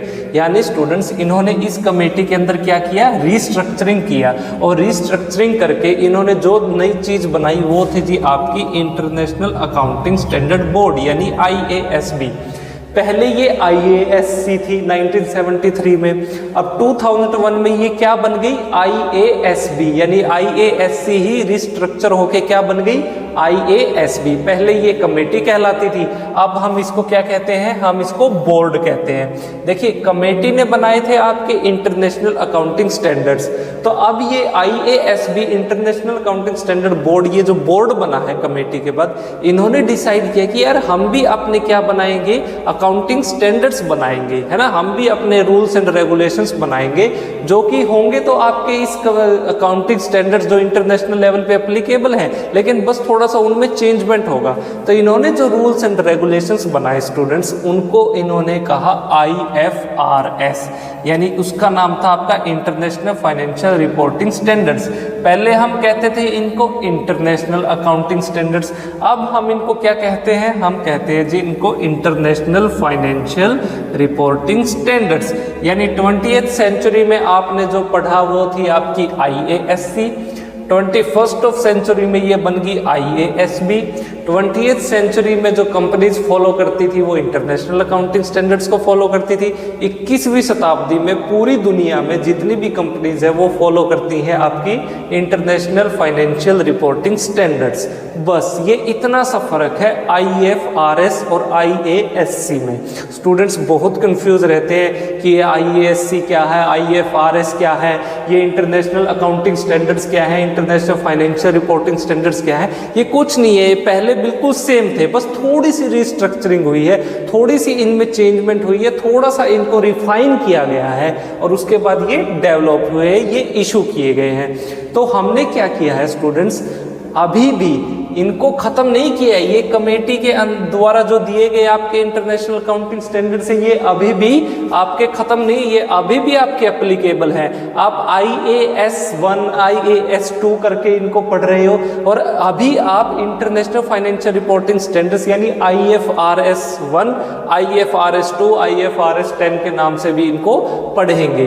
तो ये अभी भी आपके क्या है, कॉन्टिन्यूसली एग्जिस्ट कर रहे हैं। बस आपको फर्क इतना पता होना चाहिए कि मान लीजिए अगर ये डेवलप ना किए होते, ये IFRS नाम ना रखा होता, तो अगर मैं कहता इंटरनेशनल अकाउंटिंग स्टैंडर्ड किसने दिए, आप क्या कहते हैं, ये कमेटी ने दिए हैं, ये बोर्ड ने दिए हैं, ये किसने दिए हैं? तो इसलिए हमने क्या किया कि कमेटी के द्वारा दिए इशू किए गए जो हमारे अकाउंटिंग स्टैंडर्ड्स हैं उनको तो हम कहेंगे इंटरनेशनल अकाउंटिंग स्टैंडर्ड्स, और अब जो ये बोर्ड बन गया है तो इसके द्वारा जो इशू किए गए अकाउंटिंग स्टैंडर्ड्स हैं उनको हम कहेंगे इंटरनेशनल फाइनेंशियल रिपोर्टिंग स्टैंडर्ड्स यानी कि IFRS। बस ये थी इसकी हिस्ट्री। चलिए आप इसको नोट डाउन कीजिए, फिर मैं आपको समझाता हूँ कि हमें ये IFRS की ज़रूरत क्यों महसूस हुई, नीड क्या है। स्टूडेंट्स, अब क्वेश्चन अराइज होता है कि अगर सभी देशों ने अपने अपने अकाउंटिंग स्टैंडर्ड बना ही लिए थे तो हमें इंटरनेशनल लेवल पे अकाउंटिंग स्टैंडर्ड्स की ज़रूरत इतनी क्यों महसूस हुई। तो चलिए इसकी नीड को समझते हैं, क्या वो कारण है आपके IFRS के इवॉल्व होने का। देखिए मान लीजिए कि एक कंपनी है जिसका नाम है जी आपका एक्स कंपनी को कितने करोड़ रुपए चाहिए, मान लीजिए 100 करोड़ रुपए। अगर स्टूडेंट्स इसने 100 करोड़ रुपए चाहिए और एक्स ने मान लीजिए कि 70 करोड़ रुपए कहाँ से अरेंज कर लिए, इंडिया से। 70 करोड़ रुपीस कहाँ से लिए इसने, इंडिया से।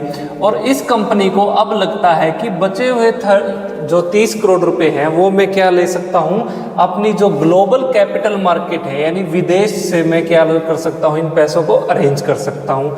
मान लीजिए कि वो गए हैं जी जापान, तो उन्होंने क्या डिसाइड किया कि 30 करोड़ रुपीस हमें कहाँ से मिल सकते हैं, वो है जी आपकी एक कंट्री जिसका नाम है जापान। लेकिन एक प्रॉब्लम है, देखिए इंडिया के अंदर ये जो हमारी कंपनी है एक्स, इसने जो फाइनेंशियल स्टेटमेंट बनाई है ये तो इसने इंडिया के जो अकाउंटिंग स्टैंडर्ड है उनको फॉलो करते हुए बनाई है, यानी इंडिया के जो लॉ है, इंडिया के रूल्स एंड रेगुलेशन है उसके बेसिस पे। तो यहाँ तो हमने किसको फॉलो किया है, अपने जो इंडिया के अकाउंटिंग स्टैंडर्ड है। लेकिन ये जो जापान की ये जो कंपनी है जिससे आप ये जो कैपिटल मार्केट है जिससे आप पैसे लेने चाह रहे हो, जिसको आपको लगता है कि हमें पैसे दे सकती है, इन जापानीज को तो हमारी इंडिया के जो अकाउंटिंग स्टैंडर्ड है वो तो नहीं आते। इनको कौन से स्टैंडर्ड आते हैं, जापानीज को मान लीजिए अपने जापान के अकाउंटिंग स्टैंडर्ड्स पता है। अब यहाँ एक प्रॉब्लम आ गई, जापानीज को इंडियन नहीं आते, इंडियन को जापानीज नहीं समझ में आते।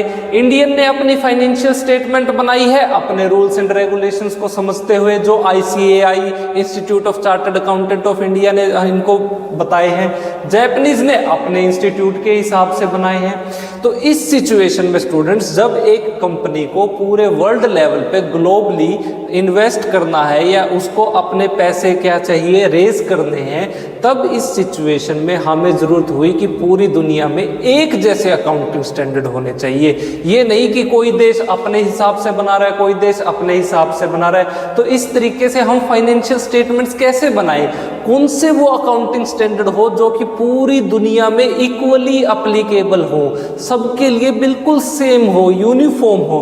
तो इसलिए स्टूडेंट्स हमें महसूस हुई कि हमें क्या डेवलप करना चाहिए, हमें डेवलप करना चाहिए IFRS यानी इंटरनेशनल फाइनेंशियल रिपोर्टिंग स्टैंडर्ड्स। अगर ये कंपनी IFRS के थ्रू अपनी फाइनेंशियल स्टेटमेंट्स को बनाती और फिर वो उनको जापानीज को दिखाती, तो जापानीज कंपनी भी IFRS को फॉलो करेगी और इंडियन कंपनी भी IFRS को फॉलो करेगी। तो ये दोनों कंपनी अगर इनको फॉलो करती है तो इसलिए क्या हो जाएगा, बहुत ही आसान हो जाएगा कैपिटल मार्केट से यानी विदेशी मार्केट से पैसों को रेंज करना, पैसों को लोन पे आप उधार पे ले सकते हो, आप इन्वेस्टर्स को इन्फ्लुएंस कर सकते हो on the basis of IFRS। तो ये थी इसकी सबसे पहली आपकी नीड कह लीजिए या आप एडवांटेज कह सकते हैं IFRS की, कि हमें इंटरनेशनल लेवल पे जो फाइनेंशियल रिपोर्टिंग स्टैंडर्ड्स का बेनिफिट क्या होगा, कि हम क्या कर सकते हैं, ग्लोबल कैपिटल मार्केट से इजीली क्या ले सकते हैं, फंड्स को रेज कर सकते हैं। Number 1। Number 2, true and fair valuation बहुत इंपॉर्टेंट है। IFRS का बहुत क्रिटिकल, बहुत इंपॉर्टेंट पॉइंट है। चलिए समझते हैं क्या कहता है ये। देखिए स्टूडेंट्स, अब तक आपने अकाउंटिंग प्रिंसिपल्स को समझा, अकाउंटिंग कंसेप्ट्स को समझा, अकाउंटिंग स्टैंडर्ड्स को समझा। अब तक मैंने आपको क्या बताया था कि हम कोई भी मान लीजिए एसेट हमने खरीदी, मैंने 10 साल पहले कोई बिल्डिंग खरीदी, वो खरीदी जी 40 लाख रुपए की। अब मैं 10 साल के बाद अपनी बुक्स में उसको 40 लाख की दिखाऊं या वो बढ़ के 3 करोड़ की होगी उसको दिखाऊं? मैं जी 40 लाख की ही दिखाऊंगा। मतलब मेन प्रॉब्लम क्या थी, हम जो जितने भी हमारे अकाउंटिंग स्टैंडर्ड्स थे, अकाउंटिंग स्टैंडर्ड्स में हम हमारी एसेट्स को किस पे रिकॉर्ड करते थे? हम रिकॉर्ड करते थे जी उनको किस बेसिस पे? हिस्टोरिकल कॉस्ट पे हम करते थे उनको रिकॉर्ड, हिस्टोरिकल कॉस्ट पे, यानी जिस प्राइस पे आपने उनको खरीदा है उसी प्राइस पे वो क्या करती थी, आपकी रिकॉर्ड होती थी। लेकिन ये जो आपका IFRS है ये कहता है जी वो जो आपने बिल्डिंग मान लीजिए कि आपने 10 लाख रुपए की खरीदी थी 10 साल पहले और आज वो बढ़ के 3 करोड़ रुपए की होगी, तो आप उसको आज 10 लाख की नहीं दिखाएंगे, आप उसको आज जो उसकी मार्केट वैल्यू है आप उसके ऊपर दिखाएंगे। और उसकी मार्केट वैल्यू कितनी है? 3 करोड़ रुपए। तो यहाँ स्टूडेंट्स हमने क्या लिया? फेयर वैल्यू, यानी हमने क्या रिकॉर्ड की उसको, उसकी मार्केट वैल्यू के ऊपर हमने हमारी एसेट्स को रिकॉर्ड किया है, ना कि उसकी हिस्टोरिकल कॉस्ट। ये जो हमने जो परचेज प्राइस था ना, जिस प्राइस पे हमने खरीदी थी उसी प्राइस पे उसको रिकॉर्ड करते जाओ। अरे बढ़ भी सकती है, घट भी सकती है, आप एक्चुअल शो करो ना। अगर आप एक्चुअल में उस बिल्डिंग को जितने रुपए की है उतने रुपए की आप अपनी बुक्स में रिकॉर्ड करोगे, तभी तो आप जो फाइनेंशियल स्टेटमेंट, आप बैलेंस शीट बना रहे हो वो सही बनेगी, है ना। 10 साल पहले क्या रही होगी उस बेसिस पे आप आज भी वही बिल्डिंग की वही वैल्यू ले रहे हो, तो हम कैसे विश्वास कर लें आपकी बैलेंस शीट सही है। इसीलिए क्या हुआ स्टूडेंट्स, अब इस महसूस हुआ कि IFRS को हमें क्या करना चाहिए, फॉलो करना चाहिए, क्योंकि यहाँ पे हम क्या कर सकते हैं, अपनी एसेट्स को उसकी मार्केट वैल्यू पे रिकॉर्ड करते हैं, आज के दिन जो उनकी कीमत है। अगर हम उस पर रिकॉर्ड करेंगे तो हमारी जो वैल्यूएशन होगी, हमारी जो एसेट्स, हमारी जो बैलेंस शीट हम बनाएंगे वो बिल्कुल सही होगी, बिल्कुल ट्रू होगी, बिल्कुल फेयर होगी। कोई भी इन्वेस्टर उस पर उंगली नहीं उठा सकता। वो सबको क्या होगी, आपकी रिलायबिलिटी और उसकी जो कंपेरेबिलिटी है वो इंश्योर हो जाएगी, सबको उस पर विश्वास रहेगा। सेकंड मोस्ट इंपॉर्टेंट नीड थी जो IFRS की, उससे हमें ये एक सॉल्यूशन मिला। थर्ड, यूनिफॉर्मिटी आएगी फाइनेंशियल रिपोर्टिंग में। देखा मैंने बताया ना अभी, यूनिफॉर्मिटी मतलब मान लीजिए कि आप जितने भी आप क्या बनाएंगे, फाइनेंशियल स्टेटमेंट्स बनाएंगे। अगर कोई देश, जापान वाला अपने हिसाब से फाइनेंशियल स्टेटमेंट्स बना रहा है, अपने रूल्स रेगुलेशंस अकाउंटिंग स्टैंडर्ड्स को फॉलो करते हुए अपने देश के, इंडिया वाला अपने देश के फॉलो कर रहा है अकाउंटिंग स्टैंडर्ड्स, US वाला अपने देश के अकाउंटिंग स्टैंडर्ड्स फॉलो कर रहा है, चाइना अपने देश के अकाउंटिंग स्टैंडर्ड्स फॉलो कर रहा है, तो आप कंपेरिजन कैसे कर पाओगे, है ना। अब इंडिया वाले ने तो क्या किया, अपनी बिल्डिंग को 10 लाख की शो कर दी, है ना। जापान वाला मान लीजिए उसको मार्केट वैल्यू 3 करोड़ पे शो कर रहा है, तो ये तो प्रॉब्लम आ गई ना, यूनिफॉर्मिटी नहीं रही। अब एक इन्वेस्टर कैसे विश्वास करे कि मैं इसमें इन्वेस्ट करूं या मैं उसमें इन्वेस्ट करूं कंपनी में। एक तो अपने तरीके से बना रही है, एक अपने तरीके से बना रही है। अगर दोनों ही कंपनी IFRS को फॉलो करे, इंटरनेशनल फाइनेंशियल रिपोर्टिंग स्टैंडर्ड्स को फॉलो करेगी, तो ये प्रॉब्लम रहेगी नहीं। दोनों को क्या है, जो उसकी आज के दिन जो एक्चुअल में कीमत है उसके बेसिस पे बनाएंगी, तो दोनों ही क्या कर पाएंगे, हम इजिली उनको कंपेयर कर पाएंगे। इसलिए क्या होगा, यूनिफॉर्मिटी आएगी आपकी फाइनेंशियल रिपोर्टिंग में। जब आप अपने फाइनेंशियल स्टेटमेंट्स को किसके बेसिस पे बनाओगे, आप बनाओगे IFRS के बेसिस पे। IFRS ये जो अकाउंटिंग स्टैंडर्ड्स इंटरनेशनल लेवल पे फॉलो करेंगे, तो यूनिफॉर्मिटी की आपकी जितनी भी सिचुएशंस है वो क्या हो जाएगी, एप्लीकेबल हो जाएगी सभी फर्म्स पे। सभी फर्म एक जैसी ही आपकी बैलेंस शीट और फाइनेंशियल स्टेटमेंट्स बनाएंगे। Fourth, easy to make comparison. देखिए कंपेयर आप कब कर पाओगे, अगर आप फॉलो करते हो IFRS। IFRS को फॉलो करने से क्या होगा स्टूडेंट्स, आप दो तरीके से कंपैरिजन कर सकते हो। पहला तो आपका इंट्रा फर्म कंपैरिजन में मतलब आप क्या कर सकते हो अपने ही साथ, दूसरा आप इंटर कंपैरिजन कर सकते हो। इंट्रा फर्म में स्टूडेंट्स मान लीजिए कि मैंने क्या किया, मैं एक इंडियन कंपनी हूँ, मेरा इस साल यानी करंट ईयर में मेरा क्या प्रॉफिट है और मुझे कंपेयर करना है अपने प्रीवियस ईयर के साथ, ठीक है। तो ये कब पॉसिबल होगा, जब मैं क्या करूंगा अपना इंट्रा कंपैरिजन करूंगा। अब करंट ईयर में मेरा क्या प्रॉफिट है, अगर मैंने अपनी मान लीजिए इंडिया की अपने अकाउंटिंग स्टैंडर्ड्स को फॉलो किया तो ये तो मेरा मान लीजिए कि 10 लाख है, प्रीवियस ईयर में मेरा मान लीजिए 8 लाख था, तो इजीली कंपेयर हो पाएगा।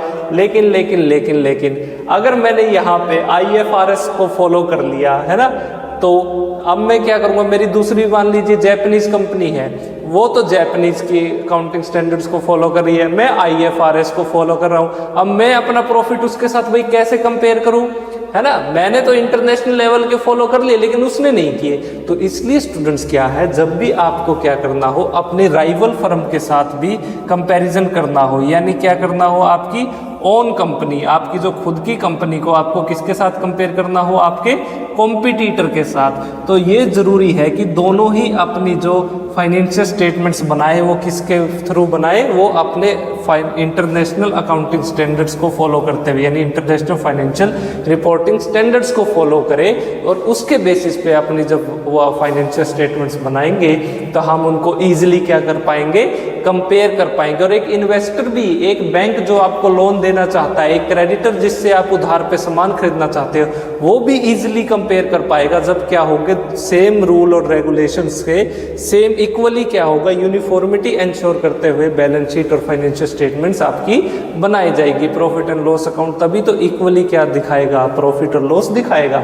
अगर अलग अलग मेथड फॉलो करोगे तो अलग अलग आएंगे, तो हम कैसे कंपेयर करेंगे। तो एक रूल होना चाहिए सबके लिए।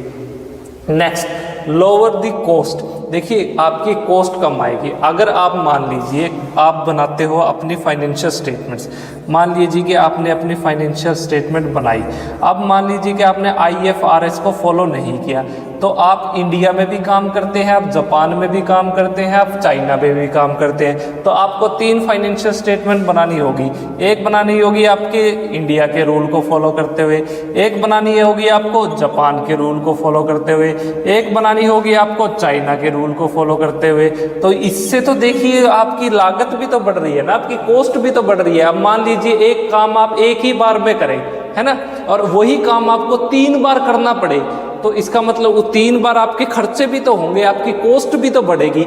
अगर आपको ये 3 बार के खर्चे आपको अवॉइड करने हैं तो आप क्या करो, एक ही बार में आप क्या फॉलो कर लो, आप फॉलो कर लो आपकी IFRS यानी इंटरनेशनल फाइनेंशियल रिपोर्टिंग स्टैंडर्ड्स को फॉलो करते हुए इन जो इंटरनेशनल लेवल पे जो रूल्स एंड रेगुलेशंस बताए गए हैं आपकी ट्रांजेक्शन्स को रिकॉर्ड करने के लिए, आपके आइटम को ट्रीट करने के लिए, जितने भी आपके बुक्स के अंदर रिकॉर्ड होंगे आपके आइटम्स, आपकी ट्रांजेक्शन्स को, तो उनके थ्रू आप क्या कर पाएंगे, अपनी लागत अपनी कॉस्ट को लो कर पाएंगे। और आपको अगर कैपिटल भी रेज करनी है, पूंजी भी आपको चाहिए, तो भी आप आसानी से ले सकते हैं, क्योंकि आपको एक ही फाइनेंशियल स्टेटमेंट बनानी है। यानी फाइनेंशियल स्टेटमेंट को कंसोलिडेशन में भी क्या होगी, आपकी हेल्प होगी। हमें कंसोलिडेटेड फाइनेंशियल स्टेटमेंट्स भी पॉसिबल है किस सिचुएशन में, आपके IFRS की सिचुएशन में। 6th इसकी नीड। देखिए नीड कही है, एडवांटेजेस कही है। आपके एग्जाम में नीड आ जाए, बेनिफिट्स आ जाए, एडवांटेजेस आ जाए, आप इन्हीं पॉइंट्स को एक्सप्लेन करना। 6th है, it is very difficult to commit the fraud. देखिए अब IFRS के जो रूल्स हैं वो क्या है, बहुत ही टफ है, तो इसकी वजह से आप कोई भी फ्रॉड नहीं कर पाओगे, आप कोई भी मैनिपुलेशन नहीं कर पाओगे अपनी बुक्स में, क्योंकि आप आसानी से पकड़े जा सकते हो, क्योंकि सेम तरह के रूल्स हैं पूरी दुनिया में एप्लीकेबल है। आप ये बहाना नहीं मार सकते कि इंडिया के हिसाब से मैंने ये रूल करके अपनी फाइनेंशियल स्टेटमेंट बनाई है। अगर आपने IFRS को फॉलो किया है तो आप अलग अलग देश के अलग अलग फाइनेंशियल स्टेटमेंट्स के बहाने नहीं बना सकते, क्योंकि एक ही फाइनेंशियल स्टेटमेंट बनेगी जो हर देश में इक्वली हर देश की कंपनी पे लागू होगी, अगर आप क्या फॉलो करते हो, इंटरनेशनल फाइनेंशियल रिपोर्टिंग स्टैंडर्ड्स। तो चलिए स्टूडेंट्स, ये थी आपकी नीड ऑफ IFRS, या फिर आप क्या कह सकते हैं, इनको एडवांटेजेस कहिए या बेनिफिट्स कहिए। आपके एग्जाम में कुछ भी आ जाए आप इन 6 पॉइंट्स को एक्सप्लेन कर सकते हैं। चलिए इनको नोट डाउन कीजिए। स्टूडेंट्स, अब जो सबसे लास्ट टॉपिक आपका डिस्कस होगा वो है जी आपका इंडियन अकाउंटिंग स्टैंडर्ड, जिसे हम INDAS के नाम से भी जानते हैं। देखिए, इंडियन अकाउंटिंग स्टैंडर्ड्स बेसिकली है क्या? ये कुछ नहीं है, सिंपली ये मॉडिफाइड वर्जन है आपका इंटरनेशनल फाइनेंशियल रिपोर्टिंग स्टैंडर्ड्स का। मॉडिफाइड वर्जन कैसे? इसको हम इंडियनाइज्ड वर्जन भी कहते हैं। मान लीजिए कि आपकी कोई नेटफ्लिक्स की मूवी है, वो इंग्लिश में स्पेनिश भाषा के अंदर डब है। अब नेटफ्लिक्स क्या करता है, उसको अगर इंडियंस को वो देखनी है, अगर मुझे यहाँ दिल्ली या पंजाब में मुझे देखनी है तो मुझे तो वो स्पेनिश लैंग्वेज नहीं आती, तो नेटफ्लिक्स क्या करता है, उसको हिंदी में डब कर देगा। तो अब वो क्या बन गई, वो इंडियन भाषा में बन गई, उसका इंडियनाइज्ड वर्जन कर दिया ना उसका। तो ठीक उसी प्रकार से स्टूडेंट्स, ये जो इंडियन फाइनेंशियल रिपोर्टिंग स्टैंडर्ड्स थे, ये जो इंटरनेशनल लेवल पे जो अकाउंटिंग स्टैंडर्ड्स बनाए थे, वो तो इंटरनेशनल लॉज के अकॉर्डिंग बनाए गए थे। अब इंडिया में अलग सिचुएशन है, अलग लॉ है, अलग हमारी सरकार है, गवर्नमेंट है।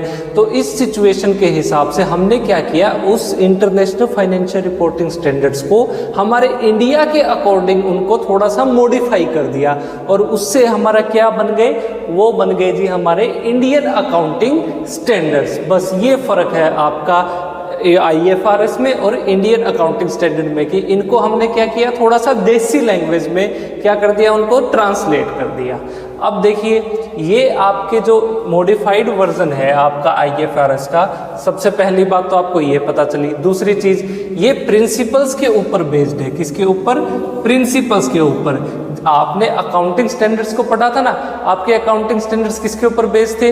वो थे जी आपके रूल के ऊपर बेस्ड। जो हमने अकाउंटिंग स्टैंडर्ड्स पढ़ा था, सबसे पहला टॉपिक वो था रूल के ऊपर बेस्ड। लेकिन ये जो इंडियन अकाउंटिंग स्टैंडर्ड है, ये है जी आपके on the basis of principles के ऊपर आपके बेस्ड है।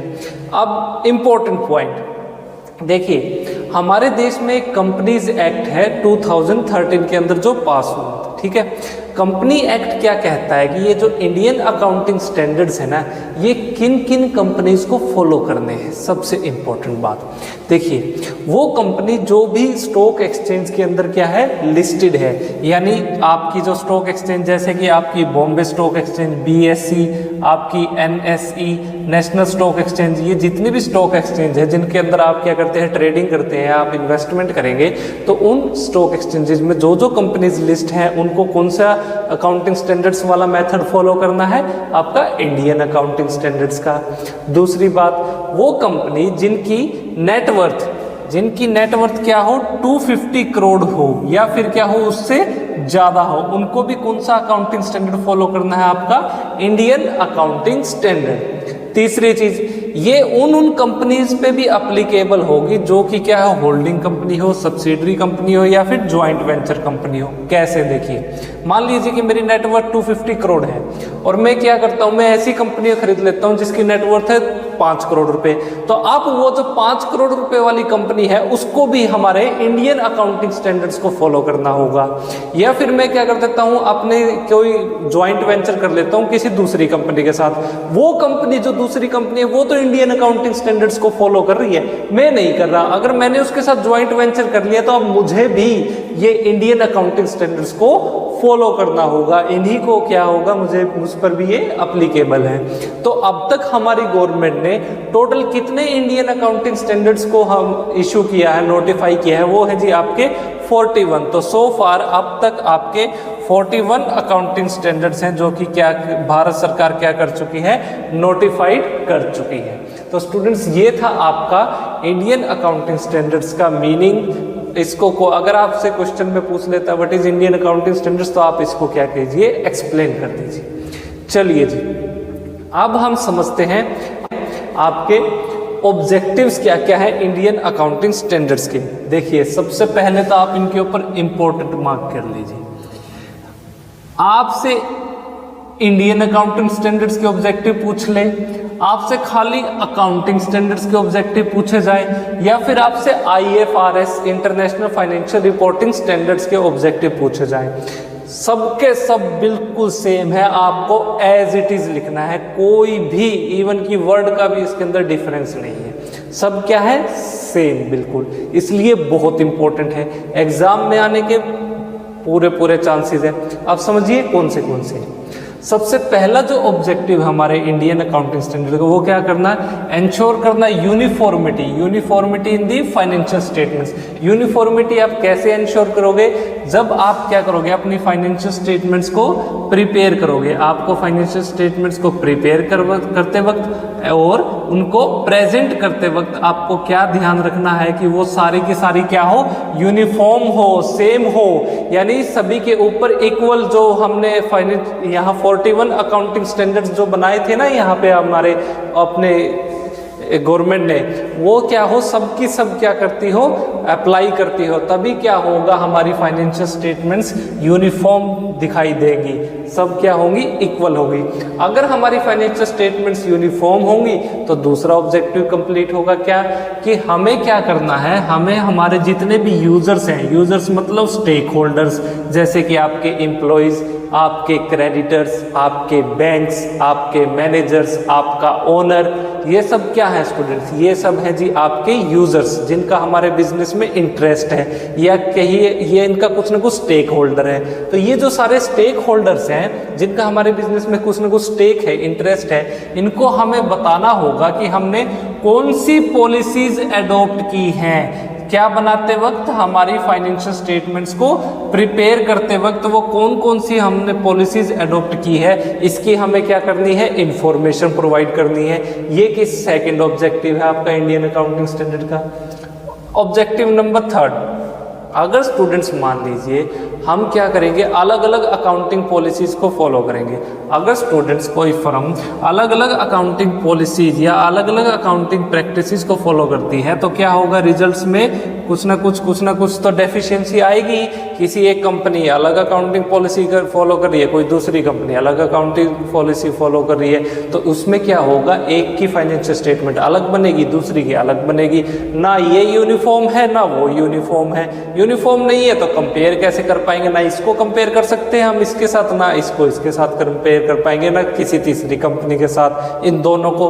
तो स्टूडेंट्स यूनिफॉर्मिटी के लिए, कंसिस्टेंसी के लिए, कंपेरेबिलिटी के लिए, ट्रांसपेरेंसी के लिए, रिलायबिलिटी के लिए हमें क्या करना है, हमें इंडियन अकाउंटिंग स्टैंडर्ड्स को फॉलो करना होगा, तभी हम क्या कर पाएंगे, ये जो हमने डिफरेंट अकाउंटिंग हमने पॉलिसीज और प्रैक्टिसेस को जो फॉलो किया है उसके अफेक्ट को, जो उसका अफेक्ट है, जो उसको हम क्या कर पाएंगे, रिमूव कर पाएंगे। तो उस अफेक्ट को रिमूव करने के लिए हमें क्या फॉलो करना चाहिए, इंडियन अकाउंटिंग स्टैंडर्ड्स को फॉलो करना चाहिए। Next, to ensure the comparability, consistency and transparency. देखिए कंपेरेबिलिटी का मतलब तो आपको पता है कि आप क्या कर सकते हो, अपनी फर्म को अपने प्रीवियस ईयर के रिजल्ट के साथ कंपेयर करें, या अपनी खुद की कंपनी को किसी दूसरी कंपनी आपके कॉम्पिटिटर के साथ कंपेयर करें। कब कंपेयर कर पाएंगे, जब आप क्या करेंगे, इंडियन अकाउंटिंग स्टैंडर्ड्स को फॉलो करेंगे।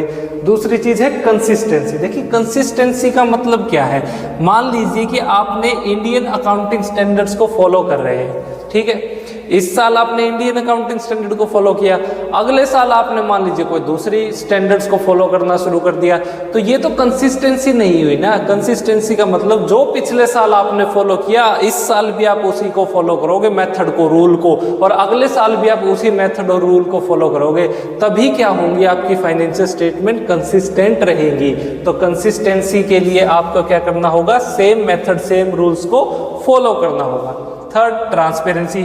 अब ऑब्वियस सी बात है, ट्रांसपेरेंसी तो आएगी ही, रिजल्ट्स आपके ट्रांसपेरेंट रहेंगे, लोगों को, आपके इन्वेस्टर्स को आपके रिजल्ट्स पे विश्वास होगा। आप जो बुक्स बना रहे हैं, आप जो फाइनेंशियल स्टेटमेंट्स उनको प्रेजेंट कर रहे हैं, कम्युनिकेट कर रहे हैं, उसके ऊपर वो क्या कर पाएंगे, विश्वास कर पाएंगे। Last objective, to improve the reliability and credibility. वही बात है, रिलायबिलिटी और क्रेडिबिलिटी कब बढ़ेगी, जब हम क्या करेंगे, हमारा true and fair view, true and fair view जब हम क्या करेंगे, प्रेजेंट करेंगे। और वो कब पॉसिबल है, जब आप क्या करेंगे, कुछ रूल्स रेगुलेशंस बेंचमार्क स्टैंडर्ड्स को फॉलो करेंगे। और उन स्टैंडर्ड्स को हम क्या कहते हैं, इंडियन अकाउंटिंग स्टैंडर्ड्स। तो लास्ट ऑब्जेक्टिव क्या है हमारे अकाउंटिंग स्टैंडर्ड्स का, इंप्रूव करना रिलायबिलिटी एंड क्रेडिबिलिटी। देखिए बहुत इंपॉर्टेंट टॉपिक है। आपसे इंडियन अकाउंटिंग स्टैंडर्ड्स के ऑब्जेक्टिव्स पूछे, अकाउंटिंग स्टैंडर्ड्स के पूछे या IFRS के ऑब्जेक्टिव पूछे, 5 के 5 पॉइंट्स बिल्कुल सेम है, एज इट इज लिख के आ जाना, फुल मार्क्स मिलेंगे। क्योंकि बनाए रूल्स किस लिए जाते हैं, यही तो वो ऑब्जेक्टिव है जिनके लिए हमने रूल्स एंड रेगुलेशंस बनाए हैं। तो चलिए आप इन सभी ऑब्जेक्टिव्स को क्या कीजिए, नोट डाउन कीजिए। स्टूडेंट्स अब हम बात करते हैं कि आपके बेनिफिट्स क्या क्या हैं अगर आप इंडियन अकाउंटिंग स्टैंडर्ड को फॉलो करें। आप बेनिफिट्स कहिए, मेरिट्स कहिए, एडवांटेजेस कहिए, बात बिल्कुल सेम है। सबसे पहला आपको बेनिफिट है वो है जी आपकी, it is suitable for the Indian conditions. देखिए क्या कहना चाहता है, मैंने आपको बताया था कि हमने क्या किया है, ये जो हमारे इंडियन अकाउंटिंग स्टैंडर्ड्स है ये क्या है, ये बेसिकली मॉडिफाइड वर्जन है। मॉडिफाइड वर्जन ये किसके हैं, ये हैं जी आपके जो आपके इंटरनेशनल फाइनेंशियल रिपोर्टिंग स्टैंडर्ड है ना, उसके क्या है, ये मॉडिफाइड वर्जन है। अब मान लीजिए कि अगर आप डायरेक्टली IFRS को फॉलो करते हैं, अब आपको तो IFRS आते नहीं है ना, वो तो किसी और देश के, पूरी दुनिया में कोई सिचुएशन है उसके हिसाब से बनी है। अब मान लीजिए कि इंडिया में अलग सिचुएशन है, इंडिया के लॉ थोड़े अलग हैं, इंडिया की गवर्नमेंट की पॉलिसीज भी थोड़ी डिफरेंट है। तो हमने क्या किया, उन IFRS को एज इट इज ना लेके थोड़ा सा उनमें मॉडिफिकेशन किया, थोड़ा सा उनको क्या किया, इंडियनाइज्ड किया, थोड़ा सा उनको देसी बनाने की कोशिश की और फिर हमने उनको प्रेजेंट किया हमारी कंपनीज के सामने। तो उससे क्या हुआ, हमारी कंपनीज को वो समझने में भी बहुत आसानी हुई, उनको इम्प्लीमेंट करने में बहुत आसानी हुई जब उन्होंने फाइनेंशियल स्टेटमेंट्स को बनाया। तो ये क्या था, बहुत ही विन विन सिचुएशन थी दोनों के लिए, हमारी इंडियन गवर्नमेंट के लिए भी, हमारी इंडियन कंपनीज के लिए भी और इन्वेस्टर्स के लिए भी। तो इसलिए सबसे पहला बेनिफिट तो क्या है, ये इंडियन कंडीशंस के लिए सुटेबल है। सेकंड चीज, ये क्लियर गाइडलाइंस प्रोवाइड करता है। क्लियर गाइडलाइंस किसकी, जब भी आप क्या करोगे, फाइनेंशियल रिपोर्टिंग करोगे, तो फाइनेंशियल रिपोर्टिंग करते वक्त इसके अंदर जो ये हमारे इंडियन अकाउंटिंग स्टैंडर्ड्स है, इन्होंने क्लियरली बताया है कि कैसे आप अपनी जो फाइनेंशियल स्टेटमेंट्स हैं उनके अंदर जितनी भी स्टूडेंट्स आपके एसेट्स हैं, आपकी लाइबिलिटीज़ हैं, उनके कैसे आपको उन्हें रिकॉर्ड करना है, कैसे आपको उनको प्रेजेंट करना है, अपने जितने भी आपके यूजर्स हैं, स्टेक होल्डर्स हैं, उसके बारे में क्लियरली एक्सप्लेन किया है। यानी आपकी एसेट्स, आपकी लाइबिलिटीज़ हैं या फिर आपकी इक्विटीज़ है, उसके बारे में क्लियर एंड कट आपकी गाइडलाइंस, रूल्स, रेगुलेशंस सारे की सारी एक्सप्लेन की गई है किसके अंदर, हमारे इंडियन अकाउंटिंग स्टैंडर्ड्स के अंदर। तो ये बहुत ही इंपॉर्टेंट है किसके लिए, हमारे इन्वेस्टर्स के लिए, जितने भी स्टेक होल्डर्स हैं, जितने भी यूजर्स हैं, आपके एम्प्लॉयज़ हैं, आपके कस्टमर्स हैं, आपके मैनेजर्स हैं, आपके ओनर्स हैं, आपके बैंक्स हैं, आपके डेटर्स हैं, सब ये जानना चाहते हैं, आपके कस्टमर्स,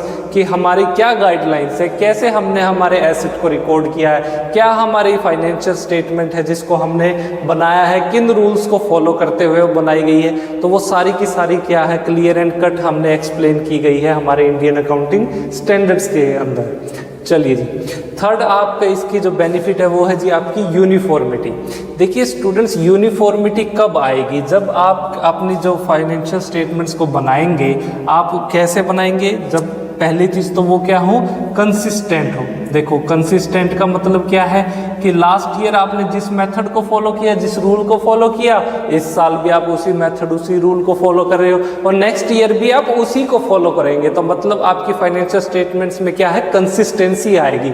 सबसे पहली चीज़ तो क्या है, कंसिस्टेंसी हो। सेकंड, अगर इसके अंदर आपकी कंसिस्टेंसी आएगी तो ट्रांसपेरेंसी भी आएगी, है ना, तभी तो वो ट्रांसपेरेंट होंगी।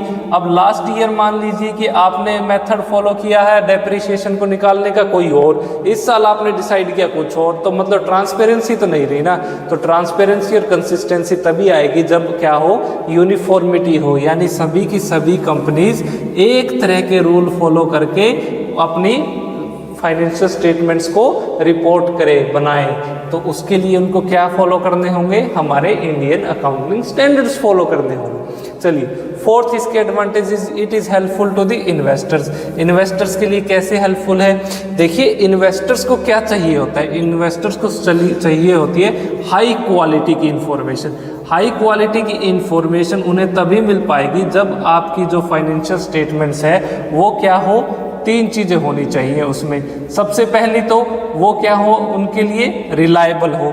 देखिए, रिलायबिलिटी बहुत इंपॉर्टेंट है। उनको विश्वास होना चाहिए कि आपकी फाइनेंशियल इंफॉर्मेशन जो आप प्रेजेंट कर रहे हैं वो बिल्कुल ही सही है। दूसरी चीज़ कंपेरेबिलिटी हो, वो क्या कर पाएंगे, कंपेयर कर पाए, है ना। अगर एक जैसे मेथड को फॉलो करते हुए सभी की सभी फर्म्स अपनी फाइनेंशियल स्टेटमेंट्स बनाएंगी तभी तो हम इजीली कंपेयर कर पाएगा एक इन्वेस्टर कि मुझे एक्स कंपनी में इन्वेस्ट करना है या वाई कंपनी में। अगर एक्स कंपनी ने अपनी एसेट्स को इस तरीके से वैल्यूएशन किया है, वाई कंपनी ने भी सेम तरीके से वैल्यूएशन किया है, मतलब दोनों की एसेट्स की वैल्यूएशन सेम है, सेम मेथड को फॉलो किया, तो मैं आसानी से देख सकता हूँ कि मुझे इसके फाइनेंशियल स्टेटमेंट्स को देखते हुए ये मुझे अच्छी लग रही है या वो, तो किस में पैसा लगाया जाए। तभी पॉसिबल है जब आप क्या कर पाएंगे, अपनी फाइनेंशियल स्टेटमेंट्स को यूनिफॉर्म तरीके से बनाएंगे, कंसिस्टेंसी उसमें होगी, तब ट्रांसपेरेंसी आएगी। तो जो इंफॉर्मेशन आपके इन्वेस्टर्स को मिलेगी वो उन क्या होगी, रिलायबल भी होगी और वो कंपेरेबल भी होगी। चलिए जी, लास्ट आपकी जो इसमें बेनिफिट है, it is very difficult to commit the fraud.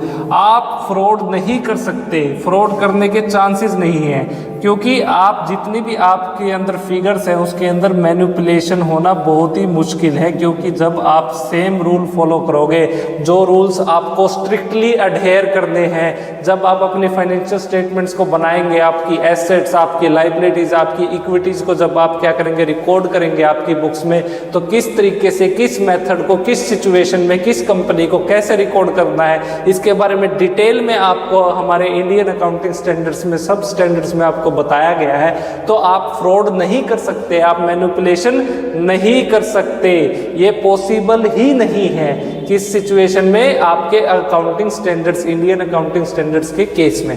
तो चलिए, ये थे आपके मेरिट्स, इनको नोट डाउन कीजिए। स्टूडेंट्स, एक इम्पोर्टेंट टॉपिक है अब आपका कि डिफरेंस क्या है आपके अकाउंटिंग स्टैंडर्ड्स में और इंडियन अकाउंटिंग स्टैंडर्ड्स में। चलिए समझते हैं। देखिए, सबसे पहला डिफरेंस है कि ये अकाउंटिंग स्टैंडर्ड्स किसके ऊपर बेस्ड है। जो हमारे अकाउंटिंग स्टैंडर्ड्स हैं, देखिए ये ICAI यानी institute of chartered accountants of India ने इशू किए हैं।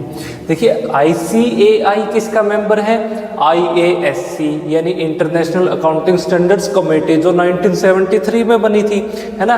तो उन्होंने क्या बनाए थे, उन्होंने बनाए थे इंटरनेशनल अकाउंटिंग स्टैंडर्ड्स। अब उस कमेटी ने 1973 में अगर इंटरनेशनल अकाउंटिंग स्टैंडर्ड्स बनाए थे, तो उस कमेटी का मेंबर कौन था, आपका ICAI। तो हमारे जो ये अकाउंटिंग स्टैंडर्ड्स है, ये इन्हीं इंटरनेशनल अकाउंटिंग स्टैंडर्ड्स के ऊपर बेस्ड है। सेकंड, इंडियन अकाउंटिंग स्टैंडर्ड्स, ये किसके ऊपर बेस्ड है, ये है जी आपके IFRS के ऊपर बेस्ड है।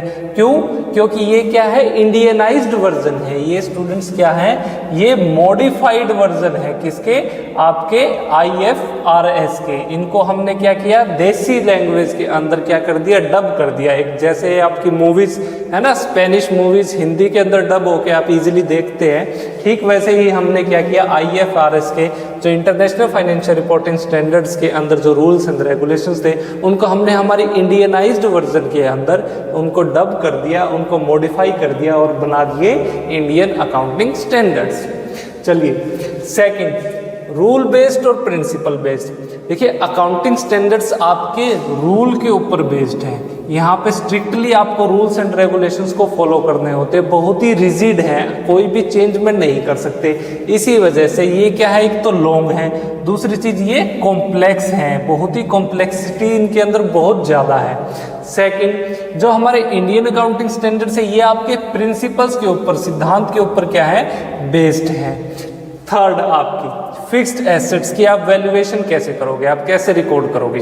देखिए, सबसे बड़ी प्रॉब्लम थी जो हमारे अकाउंटिंग स्टैंडर्ड्स के अंदर कि हम एसेट्स को जिस प्राइस पे हम खरीदते थे उसी पे उनको क्या करते थे, रिकॉर्ड करेंगे।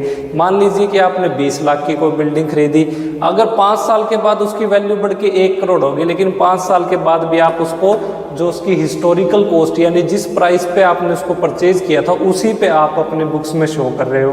तो एक्चुअल में आपकी एसेट्स कितनी है, एक्चुअल वैल्यू तो नहीं पता ना, ये तो आपने पुरानी पिछली जो वैल्यूएशन है उसी को लेके चल रहे हो। लेकिन यहाँ पे हम क्या करेंगे, हमारी बुक्स में अगर वो 20 लाख की बिल्डिंग 1 करोड़ की हो जाती है तो हम उसको 1 करोड़ की ही शो करेंगे, यानी उसकी फेयर वैल्यू, मार्केट वैल्यू पे हम उसको रिकॉर्ड करेंगे हमारी बुक्स में। किस केस में? आपके इंडियन अकाउंटिंग स्टैंडर्ड्स के केस में। लास्ट चलिए फोर्थ है जी आपकी यूनिफॉर्मिटी। देखिए यहाँ यूनिफॉर्मिटी इंश्योर नहीं होती, ये क्या नहीं कर सकता, इंश्योर यूनिफॉर्मिटी। क्यों? देखिए इंडिया के अंदर आपने जो अकाउंटिंग स्टैंडर्ड्स बनाए, भारत की ICAI ने अकाउंटिंग स्टैंडर्ड्स बनाए, ठीक है, वो बनाए उसने इंडिया के लिए। ब्राज़ील की जो इंस्टीट्यूशन है उसने ब्राज़ील के लिए बनाए अकाउंटिंग स्टैंडर्ड्स, चाइना के लिए बनाए, है ना। जापान वाले अकाउंटिंग इंस्टीट्यूशंस ने क्या किया, जापानीज अकाउंटिंग स्टैंडर्ड्स बना लिए।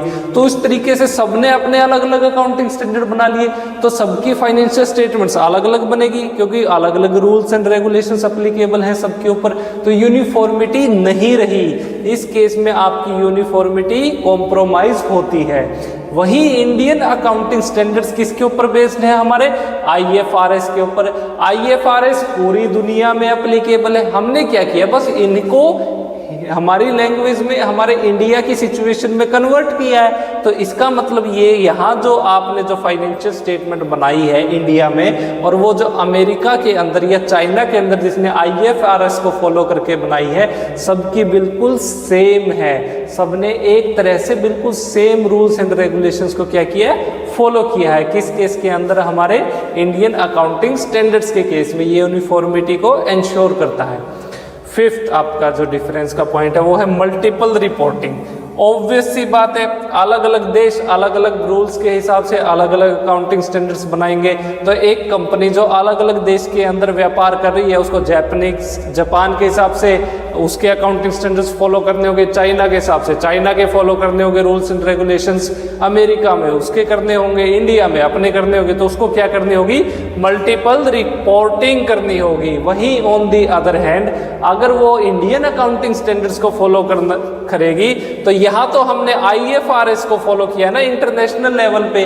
अब इंटरनेशनल लेवल पे जब सबके लिए सेम बनाए गए, अगर आप उसके हिसाब से बनाते हो तो आपको अलग अलग देशों में अलग अलग फाइनेंशियल स्टेटमेंट्स के लिए, फाइनेंशियल रिपोर्टिंग करने के लिए अलग अलग रूल्स एंड रेगुलेशंस को फॉलो करने की जरूरत नहीं है। सिर्फ आप इंडियन अकाउंटिंग स्टैंडर्ड्स को फॉलो कर लो तो आपके सब के सब जितने भी आपकी फाइनेंशियल स्टेटमेंट्स है वो यूनिफॉर्म हो जाएंगी, वो इजीली कंपेयर हो जाएंगी, कॉम्प्लेक्सिटी खत्म हो जाएगी। सिक्स्थ इसकी जो डिफरेंस की है वो है जी आपकी लैंग्वेज। देखिए इसकी लैंग्वेज टेक्निकल है क्योंकि स्टूडेंट्स ये 20th सेंचुरी में जो इंडियन इंटरनेशनल अकाउंटिंग स्टैंडर्ड्स बनाए गए थे उसके ऊपर बेस्ड है। ये सिंपल एंड क्लियर लैंग्वेज के अंदर बताए गए हैं। क्यों? क्योंकि हमने जो यहाँ पे IFRS जो लिए थे उसको क्या किया, मॉडिफाई किया। अब स्पेनिश कोई मूवी है आपको देखनी है इंडिया के अंदर, आपको स्पेनिश लैंग्वेज आती नहीं, अगर उसको हिंदी में डब कर दिया जाए तो आपको भी मजा आएगा, है ना, आपको समझने में आसानी होगी। ठीक वैसे ही हमने क्या किया, इंटरनेशनल लेवल के जो अकाउंटिंग स्टैंडर्ड्स है उनको क्या किया, इंडिया की सिचुएशन के हिसाब से उनको मॉडिफाई कर दिया। तो लैंग्वेज क्या हुई, सिंपल हुई, क्लियर हुई, आसानी से कंपनीज को समझ में आई, अकाउंटेंट ने इजीली उसको ग्रैब किया और अपनी बुक्स के अंदर उसको किसी हिसाब से उसने ट्रीटमेंट शुरू कर दिया ट्रांजैक्शंस का। तो यहाँ लैंग्वेज क्या थी आपकी, सिंपल और क्लियर थी।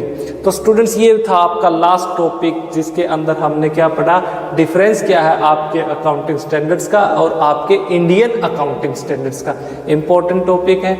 यहाँ हमारा चैप्टर स्टूडेंट्स खत्म होता है। आप इस चैप्टर को क्या कीजिए, लाइक कीजिए। अगर आपका कोई क्वेश्चन है तो उसको कमेंट्स कीजिए और चैनल को सब्सक्राइब जरूर कीजिए। चलिए इसको रिकॉर्ड कीजिए, मिलते हैं नेक्स्ट क्लास में।